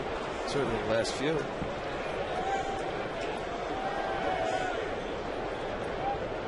Runners will go. And the 3-2, and he walked him. So now Roland Smith is tiring, and the bases are loaded with 2 outs. Let's go through that at bat pitch by pitch, and it's brought to you by Suzuki Kizashi. Well, he went right after him. He looked wide, took a little off there, and then the fastball by him. 0-2 count. Now he elevates, trying to have Posada chase. Throws a little two-seamer down the zone. Throws a changeup out. Posada gets a good look at that, and then the ball cuts.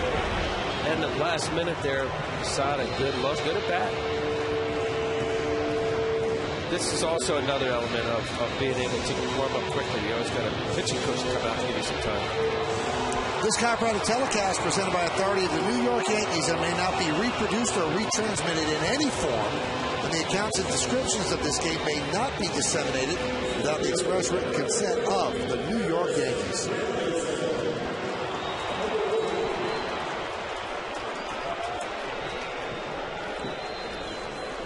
Bases loaded for Granderson. And there's a strike. Yankees have 7 grand slams this year.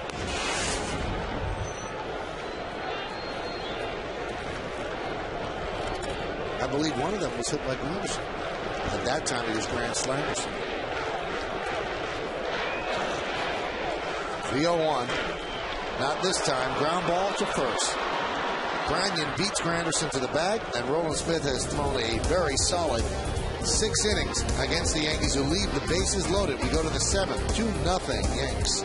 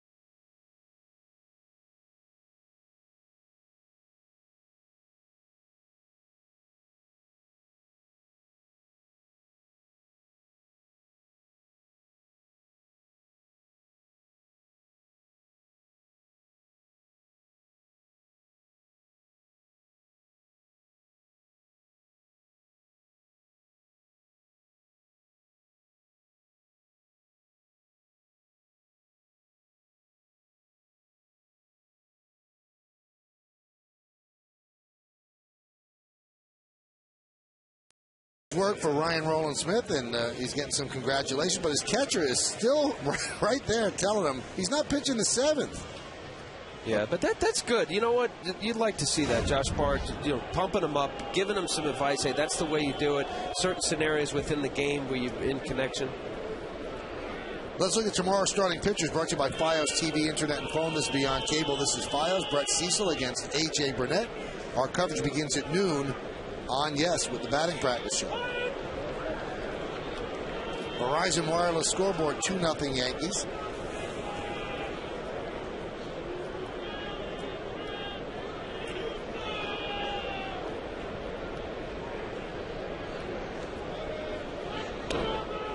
Milton Bradley, 2 for 2.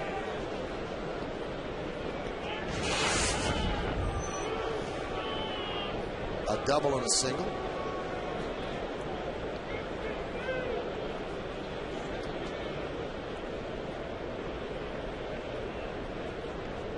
And the 1-1. Outside, 2-1. Well, with that double, the first pitch at his first at bat, a little slider coming inside, and then the second at bat, first pitch he hit a fastball. Trying to use his old arsenal against his friend. Last pitch was a changeup. Oh, fastball in. Back to the changeup.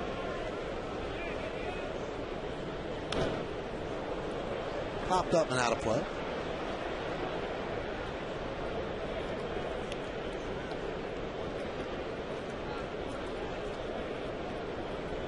How does fatigue set in a pitcher, Al? Do you feel like you're out of breath? Is it hard to lift your arms? You just feel fatigue in your legs? How do you know when you're tired? Legs. I always thought legs, torso, your stomach, midsection, backside. That to me started, getting tired where you end up leaving the ball up. Shattered bat, blooper to Cano. What away? I mean, just general soreness.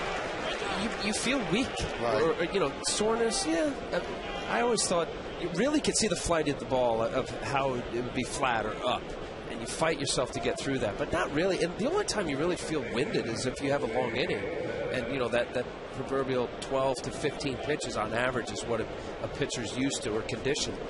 Obviously, with a couple walks, a couple hits, you get that number up into that mid-20s range or high 20s. That's where you become fatigued, heart-wise. But that's not it. It's really your lower half. Now, I never got a chance to ask you this over the first two broadcasts, and Brian Sweeney warming up for Seattle. Much has been made of your 162-pitch outing under Dallas Green before the Yankees traded you to Toronto. What did you think of keeping in Edwin Jackson for 149 pitches and pitching no hitter? If I'm Edwin Jackson, I want to be in there. Right. I saw the number, and I'm not really. I'm going to say with my player hat, I want to be in the game. But it's not you. Well, what about did A.J. Hinch and the Diamondbacks do the right thing? You can't worry about what the players do. I didn't see his pitch count in the ninth inning, but look, would you pull a guy with a no-hitter? Wow. As miserable a year that they're having? That's a good point. I remember Joe Girardi was going to pull out CC Sabathia against Tampa Bay. And that was the first week of the season. But Joe Girardi said, we're trying to win a World Series here. I can't lose my guy. Some people doubted whether or not he would have pulled him, but he's the one who volunteered that information. Now, A.J. Hinch is not going to win a World Series with the Diamondbacks this year, but you also, in turn, can't jeopardize the player's career. Now, are you jeopardizing his career at 149? I'm not sure. I mean, some people buy it, some people don't. Now, they're giving him a couple days extra rest his next time out, but that's a lot of pitches in today's world. I'm Jackson. I want the no-hitter. Give me a chance. They're 31-48. The D-backs having a bad year, 15.5 games back of the San Diego Padres. There's really not a whole lot been exciting to talk about in Arizona, certainly record-wise. I just couldn't imagine A.J. Hinch being the guy say, okay, your pitch count is up to 130, 125. I'm not sure what his pitch count was in that ninth inning. That'll be all. Huh? So he was in a tough spot. Oh, it's a difficult spot. And if you saw the shot of A.J. Hinch, he looked like he was agonizing over every pitch because you're getting into an area that's dangerous, especially the way pitchers are trained now. They're trained, you top out maybe 115. If you go to 120, it's a real push. He's about 30 over that. That's a lot. But think about what we're saying, and I agree. And, I think at 162 pitches that Dallas Green had kept me in, it was a cold night in April. I think it was my third start of the year. That to me is abusive.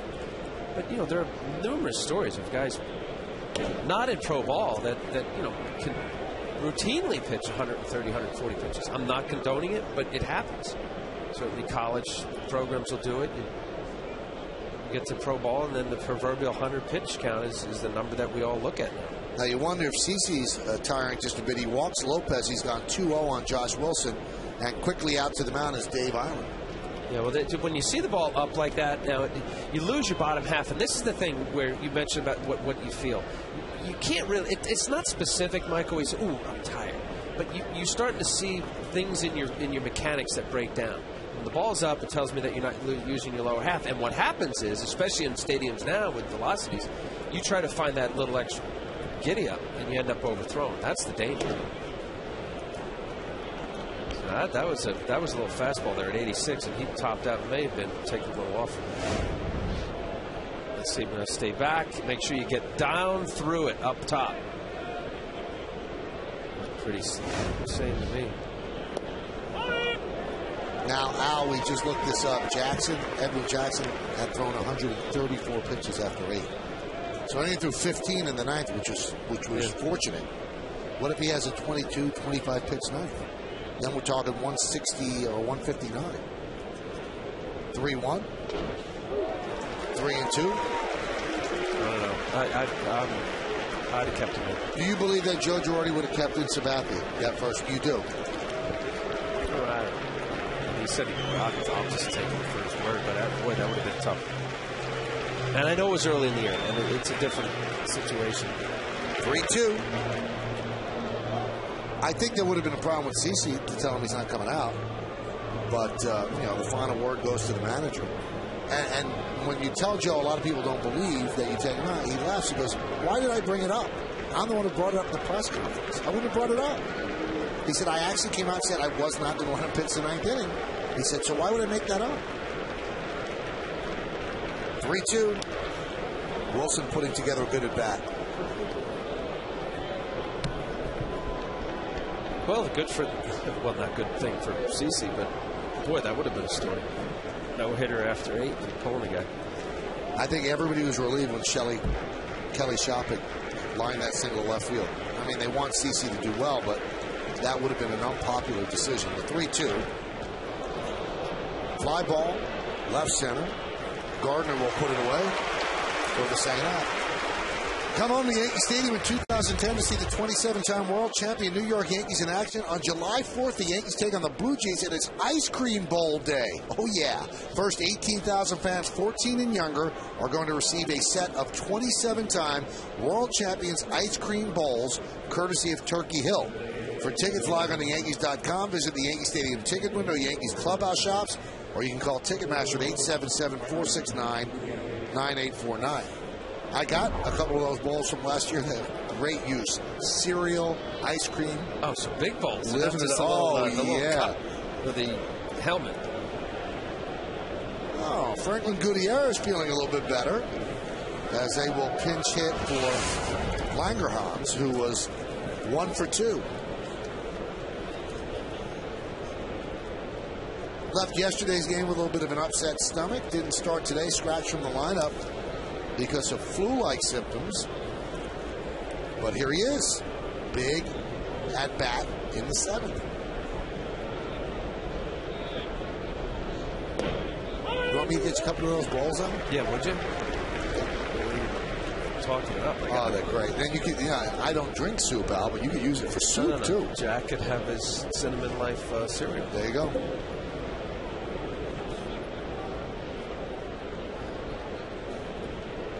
The 0-1.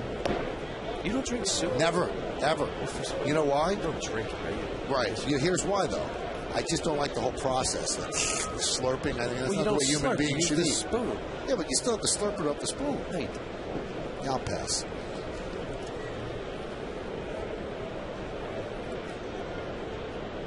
Runner at first, 2 outs.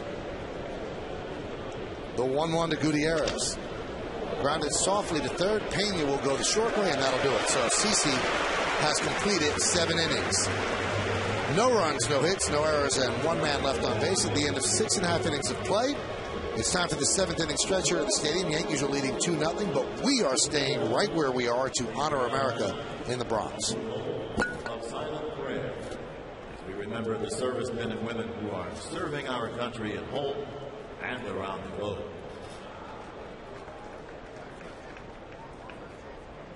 Thank you. Now Kate Smith's rendition of God Bless America.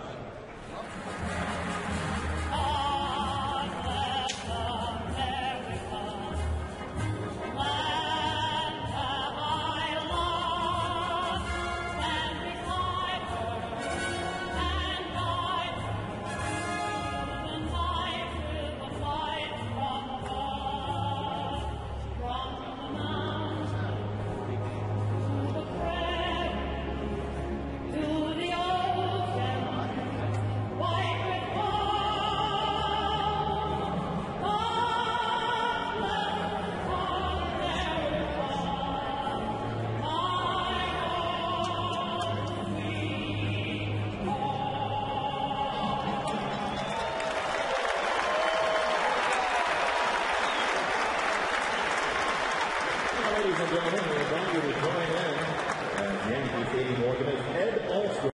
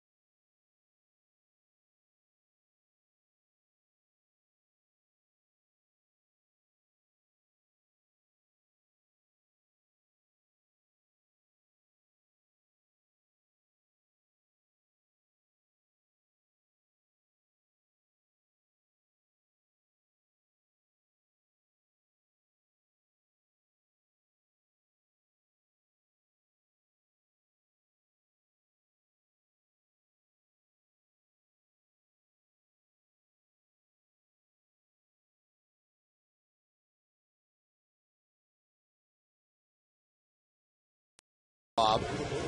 By the way, Don Wakamatsu makes the call to the bullpen.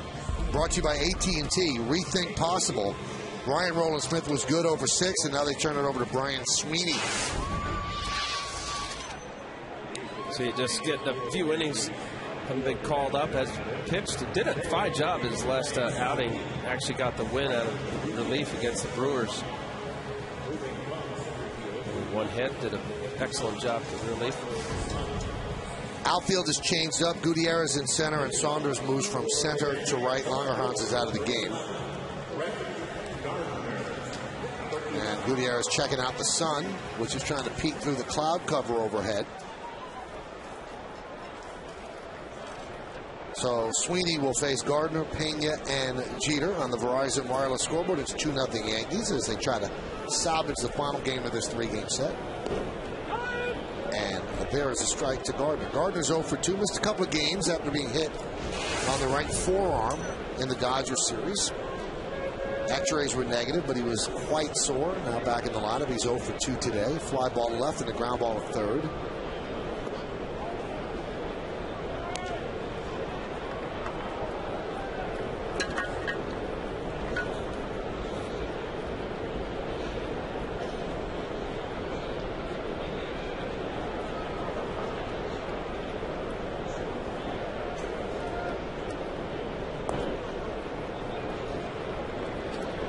Sweeney, unique story, ended up being with the Mariners. His last time he pitched in the big leagues was in 2006, and then spent 3 years in Japan, and now back with the Mariners.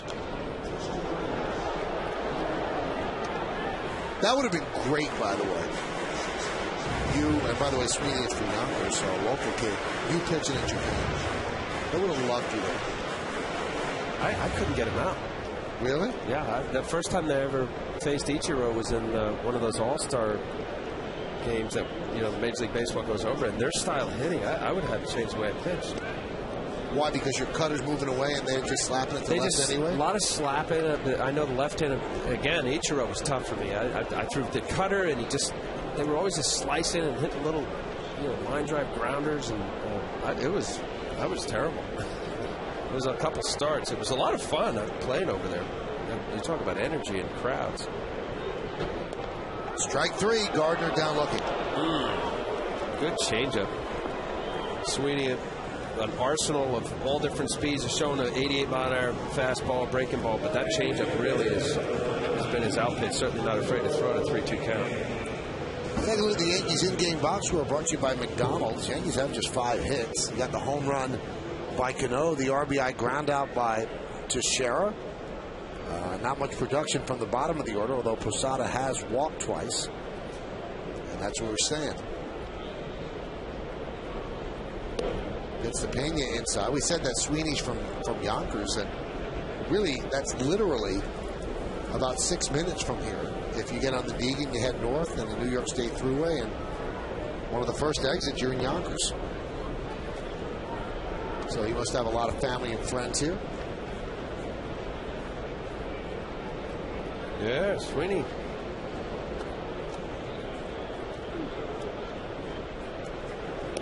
Was it a super thrill for your family to see you pitch at home? I mean, it must be unbelievable, right? And yes, obviously anytime something's new, but I was 3 years out of high school from the Jersey Shore coming up, and teammates with Ron Guidry and Dave Winfield and Ricky Henderson and Tommy John. What a thrill. And that first year, Michael, in '87 call up, that everybody, family, friends coming out. Then it gets to the old hat. Can't give tickets away. That one is driven out to deep center field. Gutierrez drifts back and makes the play. Slick fielding center fielder. They believe in Sweeney. Because, I've always said this when we show the families when a guy gets his first base hit. The families have lived it too. I mean, ever since you were a little kid, they've been at all the Little League games, and they've driven you to all the practices. I mean, they're invested as well. I mean, what a thrill it must be to sit at Yankee Stadium and see their son or brother or whatever pitching on the mound. That's pretty neat. Well, especially with Sweeney, how he got back to the big leagues. I think it's a great story. They've given another opportunity. You said last time was 06 with the San Diego Padres, and then the 3 years with the Nippon Ham Fighters. A lot of times guys, they'll play until the uniform's taken off their back, and now here he is doing a nice job so far. And he's 36 years old, so for him to make it back at, a lot of people would have given up. Well, I'm not getting back, and here he is. There's been and certainly, when you haven't established yourself with multi-year contracts and made a lot of money, going to Japan for young, marginal AAA, 4A players, it's make good money over there. Comes inside, Jeter. Last night, Brian Sweeney had over 100 million friends. They didn't get to see him pitch last night because only one guy pitched, and that was Felix Hernandez. One guy for the Mariners. The 2-1. Grounded deep to third. Lopez with the long throw, and they get Jeter for the final out. So Brian Sweeney comes on and pitches a 1-2-3 inning. Let's take this baby to the 8th. It's 2-0 Yanks.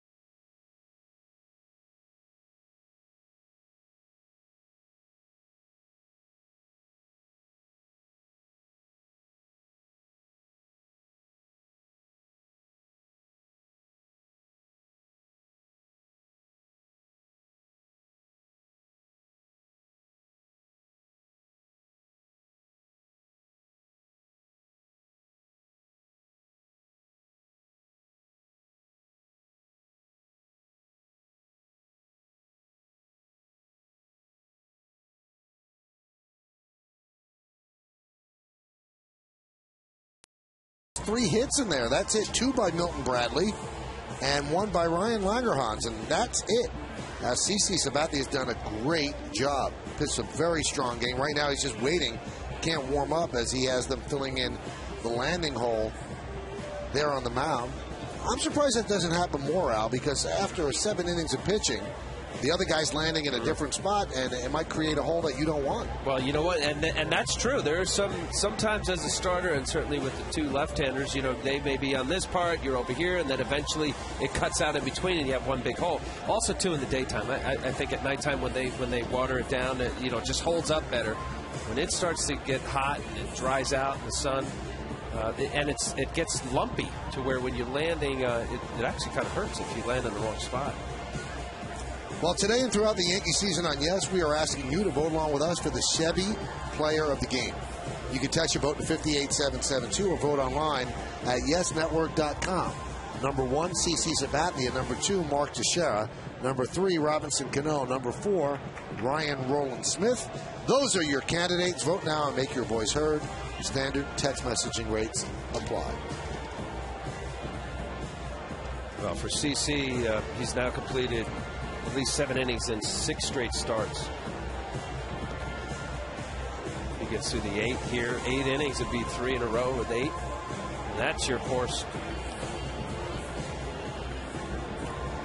Well, time's running out to vote for your 2010 All-Star selections. That's right. You can help send your favorite Yankees to the All-Star game by voting up to 25 times at Yankees.com. Now, you can log on and vote exclusively at Yankees.com, but voting ends tonight at 11:59 p.m. Eastern. Tonight, so there's not much time. And that's one guy who really wants you to vote. I know he's not going public with it, but boy, does Nick Swisher want to make the All-Star game. Wait, he's tweeting on it. No, he's not. Oh, I told him he should.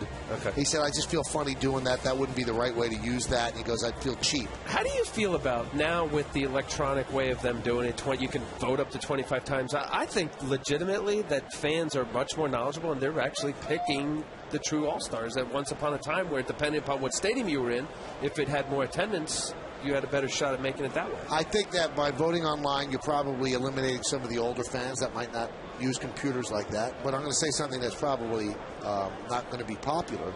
If the game counts, like they keep saying, this time it counts, and home field advantage, why are you letting fans vote the lineup? Would you let a fan vote the lineup for the 7th game of the World Series?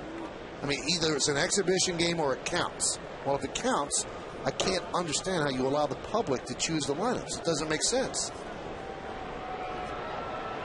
Was a total, but 37. So you really outside of the first 3 innings. But with that said, I still think fans are more in tune to pick the right player than rather their the fan favorite. Okay, then let me ask you this. Let me put you on the griddle here. Do you think that it should count for World Series, the World Series home field advantage? You think that that's good then if you're going to let non-baseball experts choose your starting lineup? Well, aside from that, I think there's a better way of doing it, and I think they had to create more excitement or interest in the All-Star game, and I'm sure it had a lot to do with that than creating a game that now counts. I'll throw another one at you then, although you really danced around that beautifully, Baryshnikov. Here's a 3-0 to Bard, and he works a walk. Here we go. Should Steven Strasburg make the All-Star team?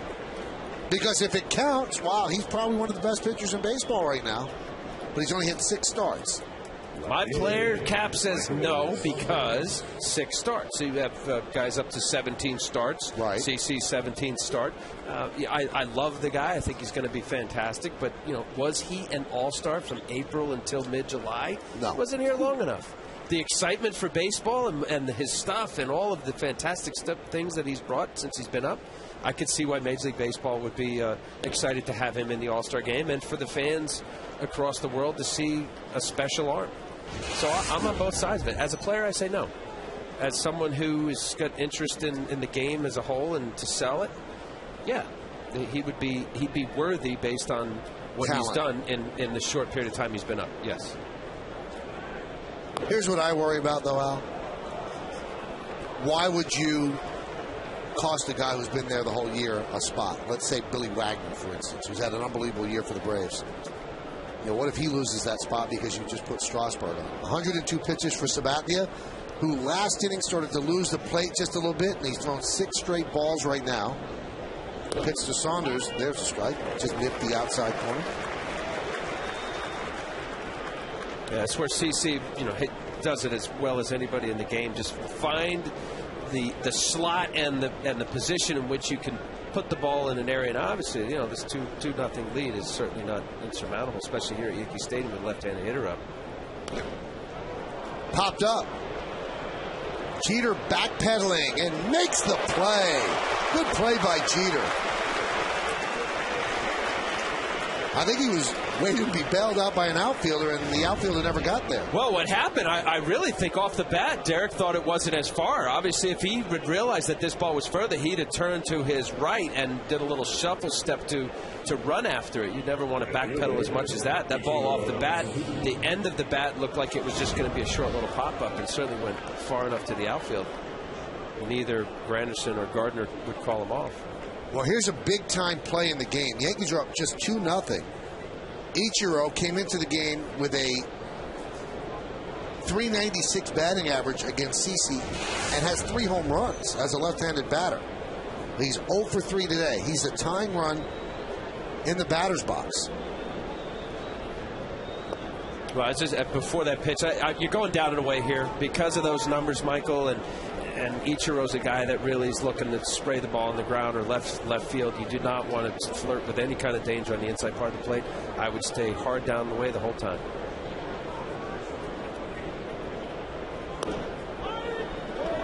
That time a breaking ball down and away, and the count 1-1.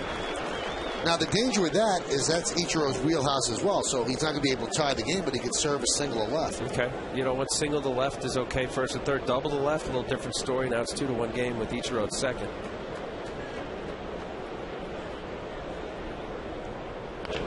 Hot shot up the middle, just missed by Sabathia, a base hit to center. That was very close to being at least the try of a double play, but Sabathia didn't come up with it. So Ichiro does get his first hit of the afternoon. Well, let's see if this hits off the bunting circle. It does.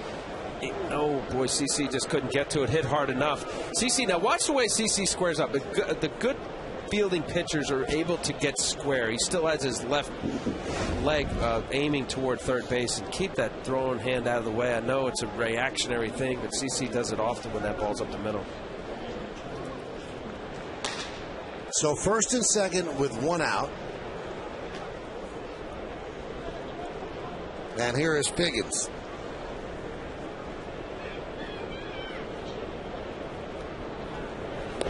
Pitch outside. The command not as sharp in this inning and last inning as it was for the first 6.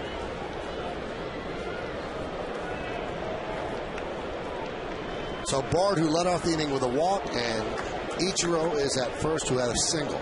They're in at the corners for Figgins. Chases a pitch out of the zone. 1-1.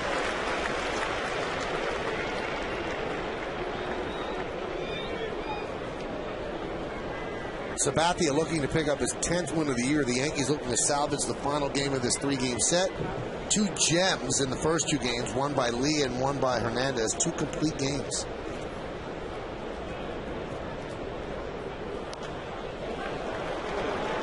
CC still throwing hard. Count 1-2. Figgins has had just 1 RBI over his last 10 games. He has 19 on the season. And he is 0 for 3 today against Sabathia. He flied out to right, grounded to second, and lined out to second.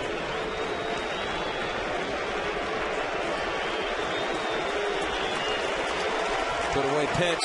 Usually down in the zone. Either change up running down the way or slider back foot. Just got a piece to stay alive. Change up in the zone. CC, I have to believe with his pitch count up. See the change up just getting out in front. Figgins not the location that CC wants. Brandon on deck. I have to believe that he is the last at bat.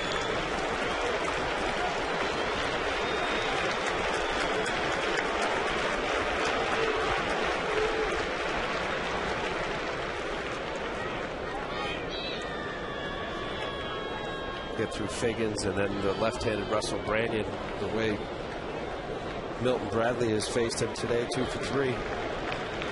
Having Java ready for him.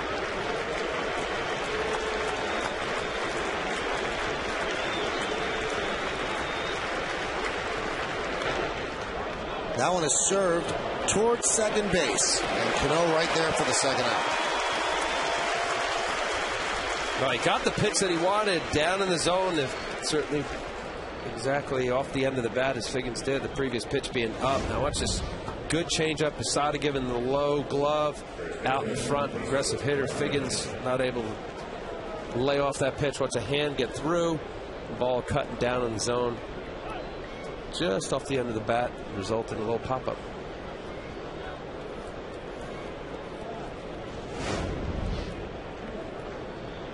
CC had 112 pitches. His season high is 115, and he had that through 8 innings in his last start against the Dodgers on Friday night. Extra day rest because of the off day on Monday, and he deals high to Branyan. Another dangerous batter in this game. Branyan has the power to give the Mariners a lead. Branyan has a 9-game hitting streak. He's 11 for 36 during that streak. He's 0 for 3 tonight, this afternoon.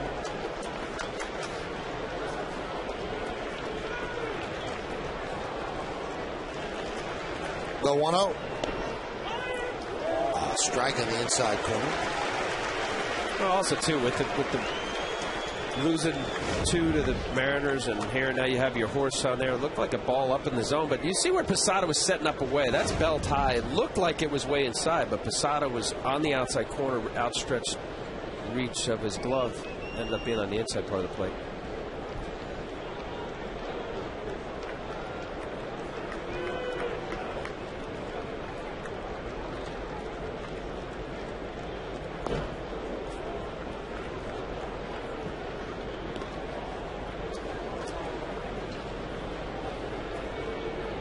Well, 3 fastballs in a row. Hooked that last fastball. Certainly respect the power of Russell Branyan. Let's see if he goes with a slider down the way. Keeping this ball on the outside part of the plate. The 2-1. That one gets past Posada, and that's huge. Why? Because now the tying run is in scoring position at second base, and it's a fast runner in Ichiro.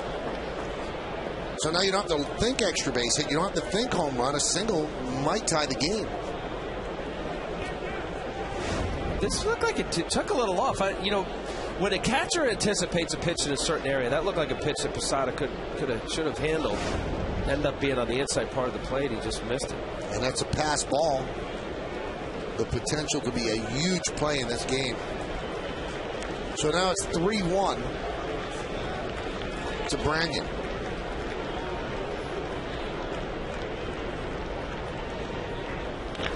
There it is, a base hit to right field.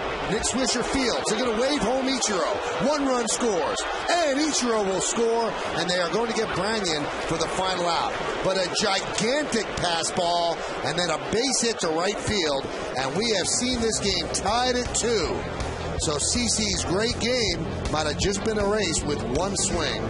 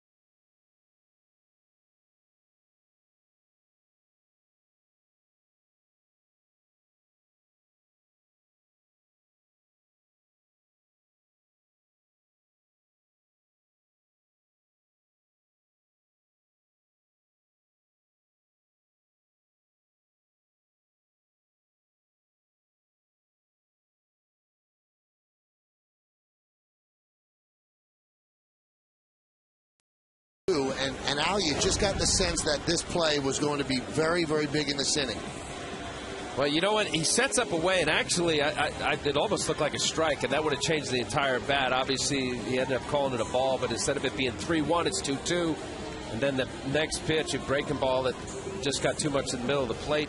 Swisher coming up, making a strong throw. There's on the Yesmo. Ball ended up being in the nitro zone, middle of the plate. Good swing from Branyan.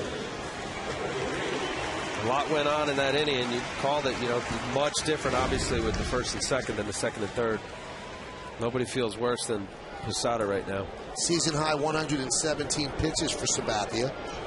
And he's hoping it wasn't all for naught. The Yankees could bail him out here in the bottom of the eighth. Nick Swisher leads off. New pitcher for Seattle. It's their closer, David Aardsma.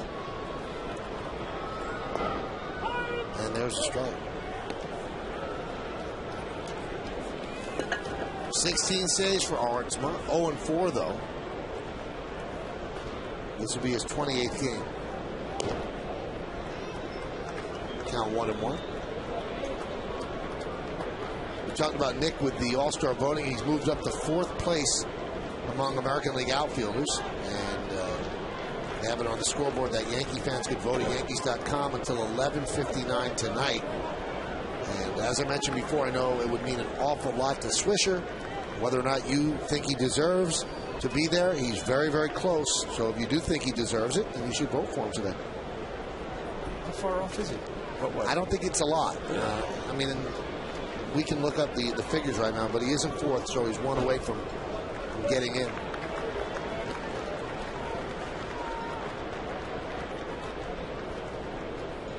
Now, one thing that people don't understand about, everybody thinks that Joe Girardi could take all of his guys. It doesn't work that way, because the fans vote the starting lineup, then the players vote the next 8 players and 8 pitchers as Swisher swings and misses. And Joe Girardi essentially can choose 2 position players and 5 pitchers. And in his choices, he has to cover all the teams that didn't have a player selected, because everybody has to be represented at the All-Star game. So it's not like Joe could just load up on, all right, I'm going to take A-Rod, I'm going to take Swisher. Which they were able to. Yeah, they used to be able to do it, but not anymore. Not anymore. Well, that's better.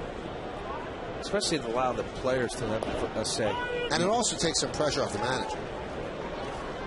Because there is pressure to take your own guy. You have to deal with him the whole year.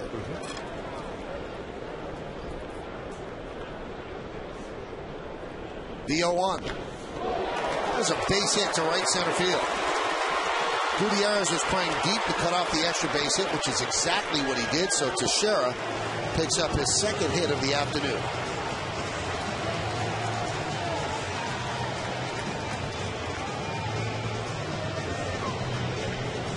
Well, late in the game, no doubles. You have the outfielders play way back, almost in warning track depth, and see where Gutierrez cuts his ball off, making sure that Teixeira stays at first base.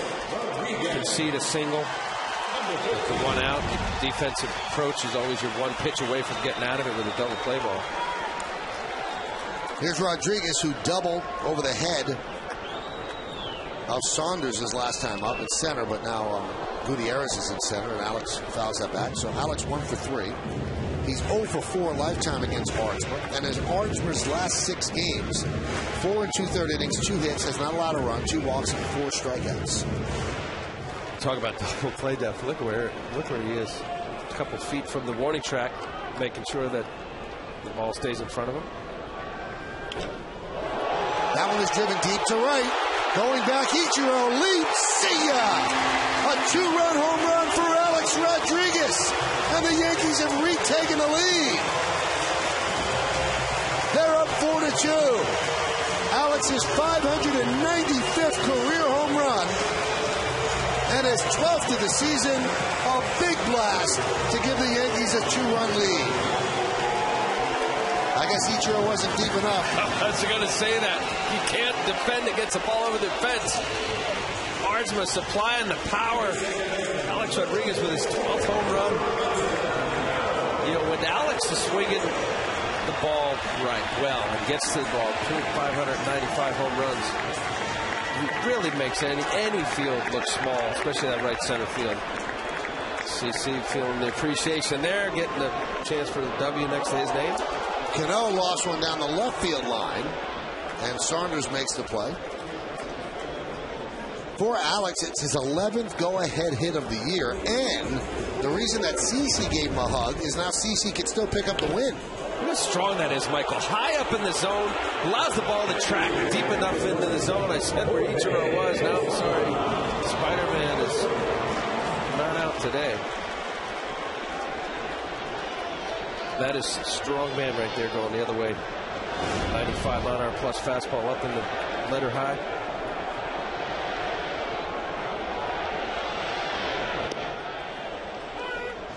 Well, Alex has 4 home runs in his last 8 games, and his asset showing power, pitch up in the zone, fighting it the other way, and driving it into the seats. So 4 home runs in his last 8 games, and he had 2 in his previous 25. So he's chasing 600, now 595 for his career.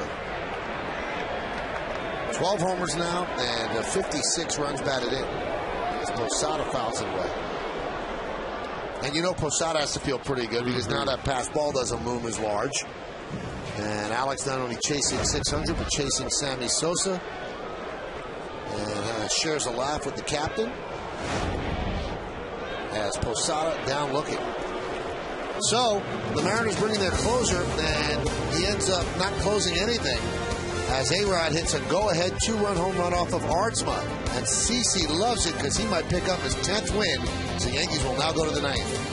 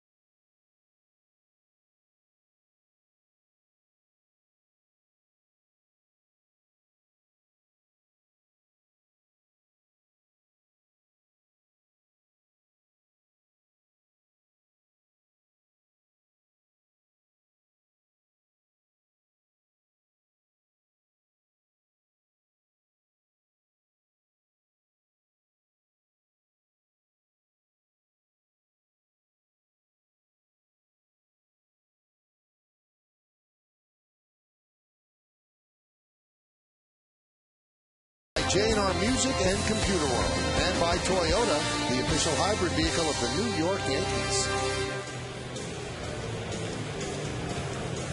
Well, CeCe Sabathia, 8 innings, 2 runs, and he can get the win if Mariano Rivera picks up his 18th save. Mariano is 30th game of the year, 0.92 ERA, 12 hits and 29 in the 3rd inning, 29 strikeouts, so about a strikeout per inning. And in his last 14 games, Al, 16 innings pitched, 4 hits, no runs, 3 walks, and 18 strikeouts. You want to say that he reinvents himself, but he really doesn't. Just tremendous stuff. Everybody knows about his cutter. I think it's really more about his command and his ability to just stay with the same rhythmic motion and make pitches. Marvel to watch. Here's Milton Bradley. And a strike.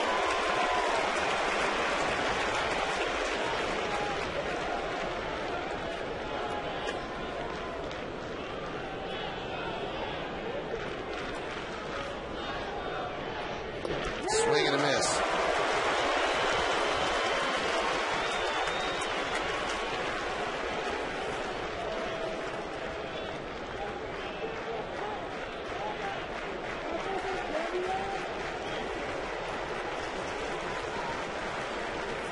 And the 0-2 buzzed him upstairs. See, now that the previous pitch was a little two-seamer. I said about reinventing. He's got the great cutter, but he's throwing more of a two-seamer. And then to keep the right-handed batters away from that cutter, which would run away from the righty, is that pitch right there, keeping Milton Bradley honest.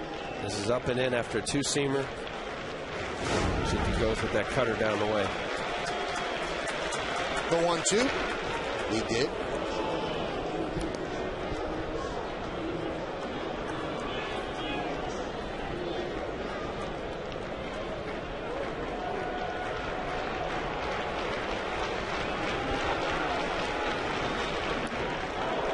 Count 3-2.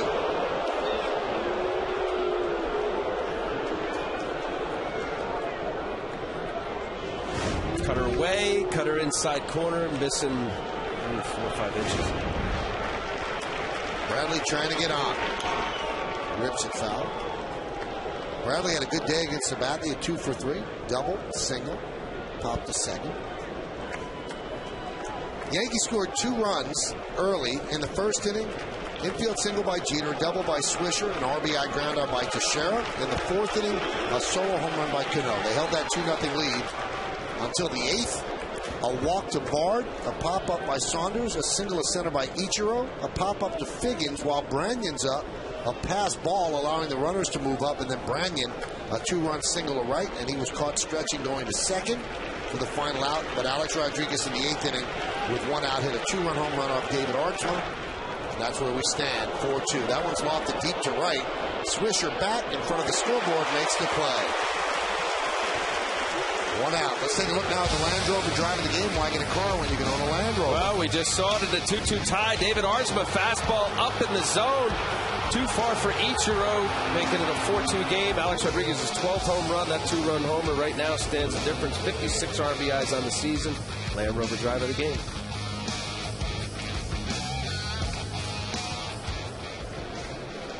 Here's Lopez with 1 out.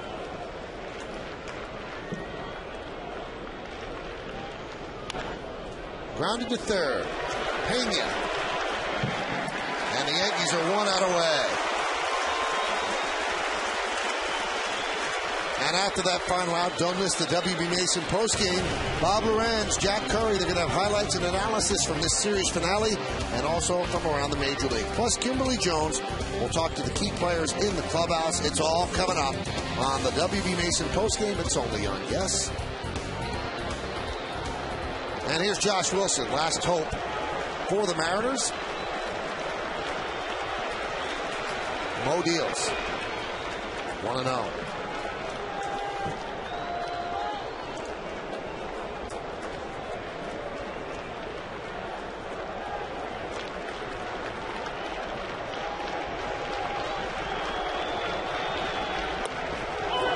Strike.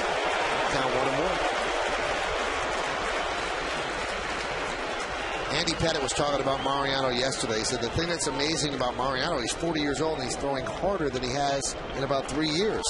He said that just doesn't happen. And that one's 92 miles an hour. Last year he was living at about 89. This year he's actually gotten some pitches up to 95.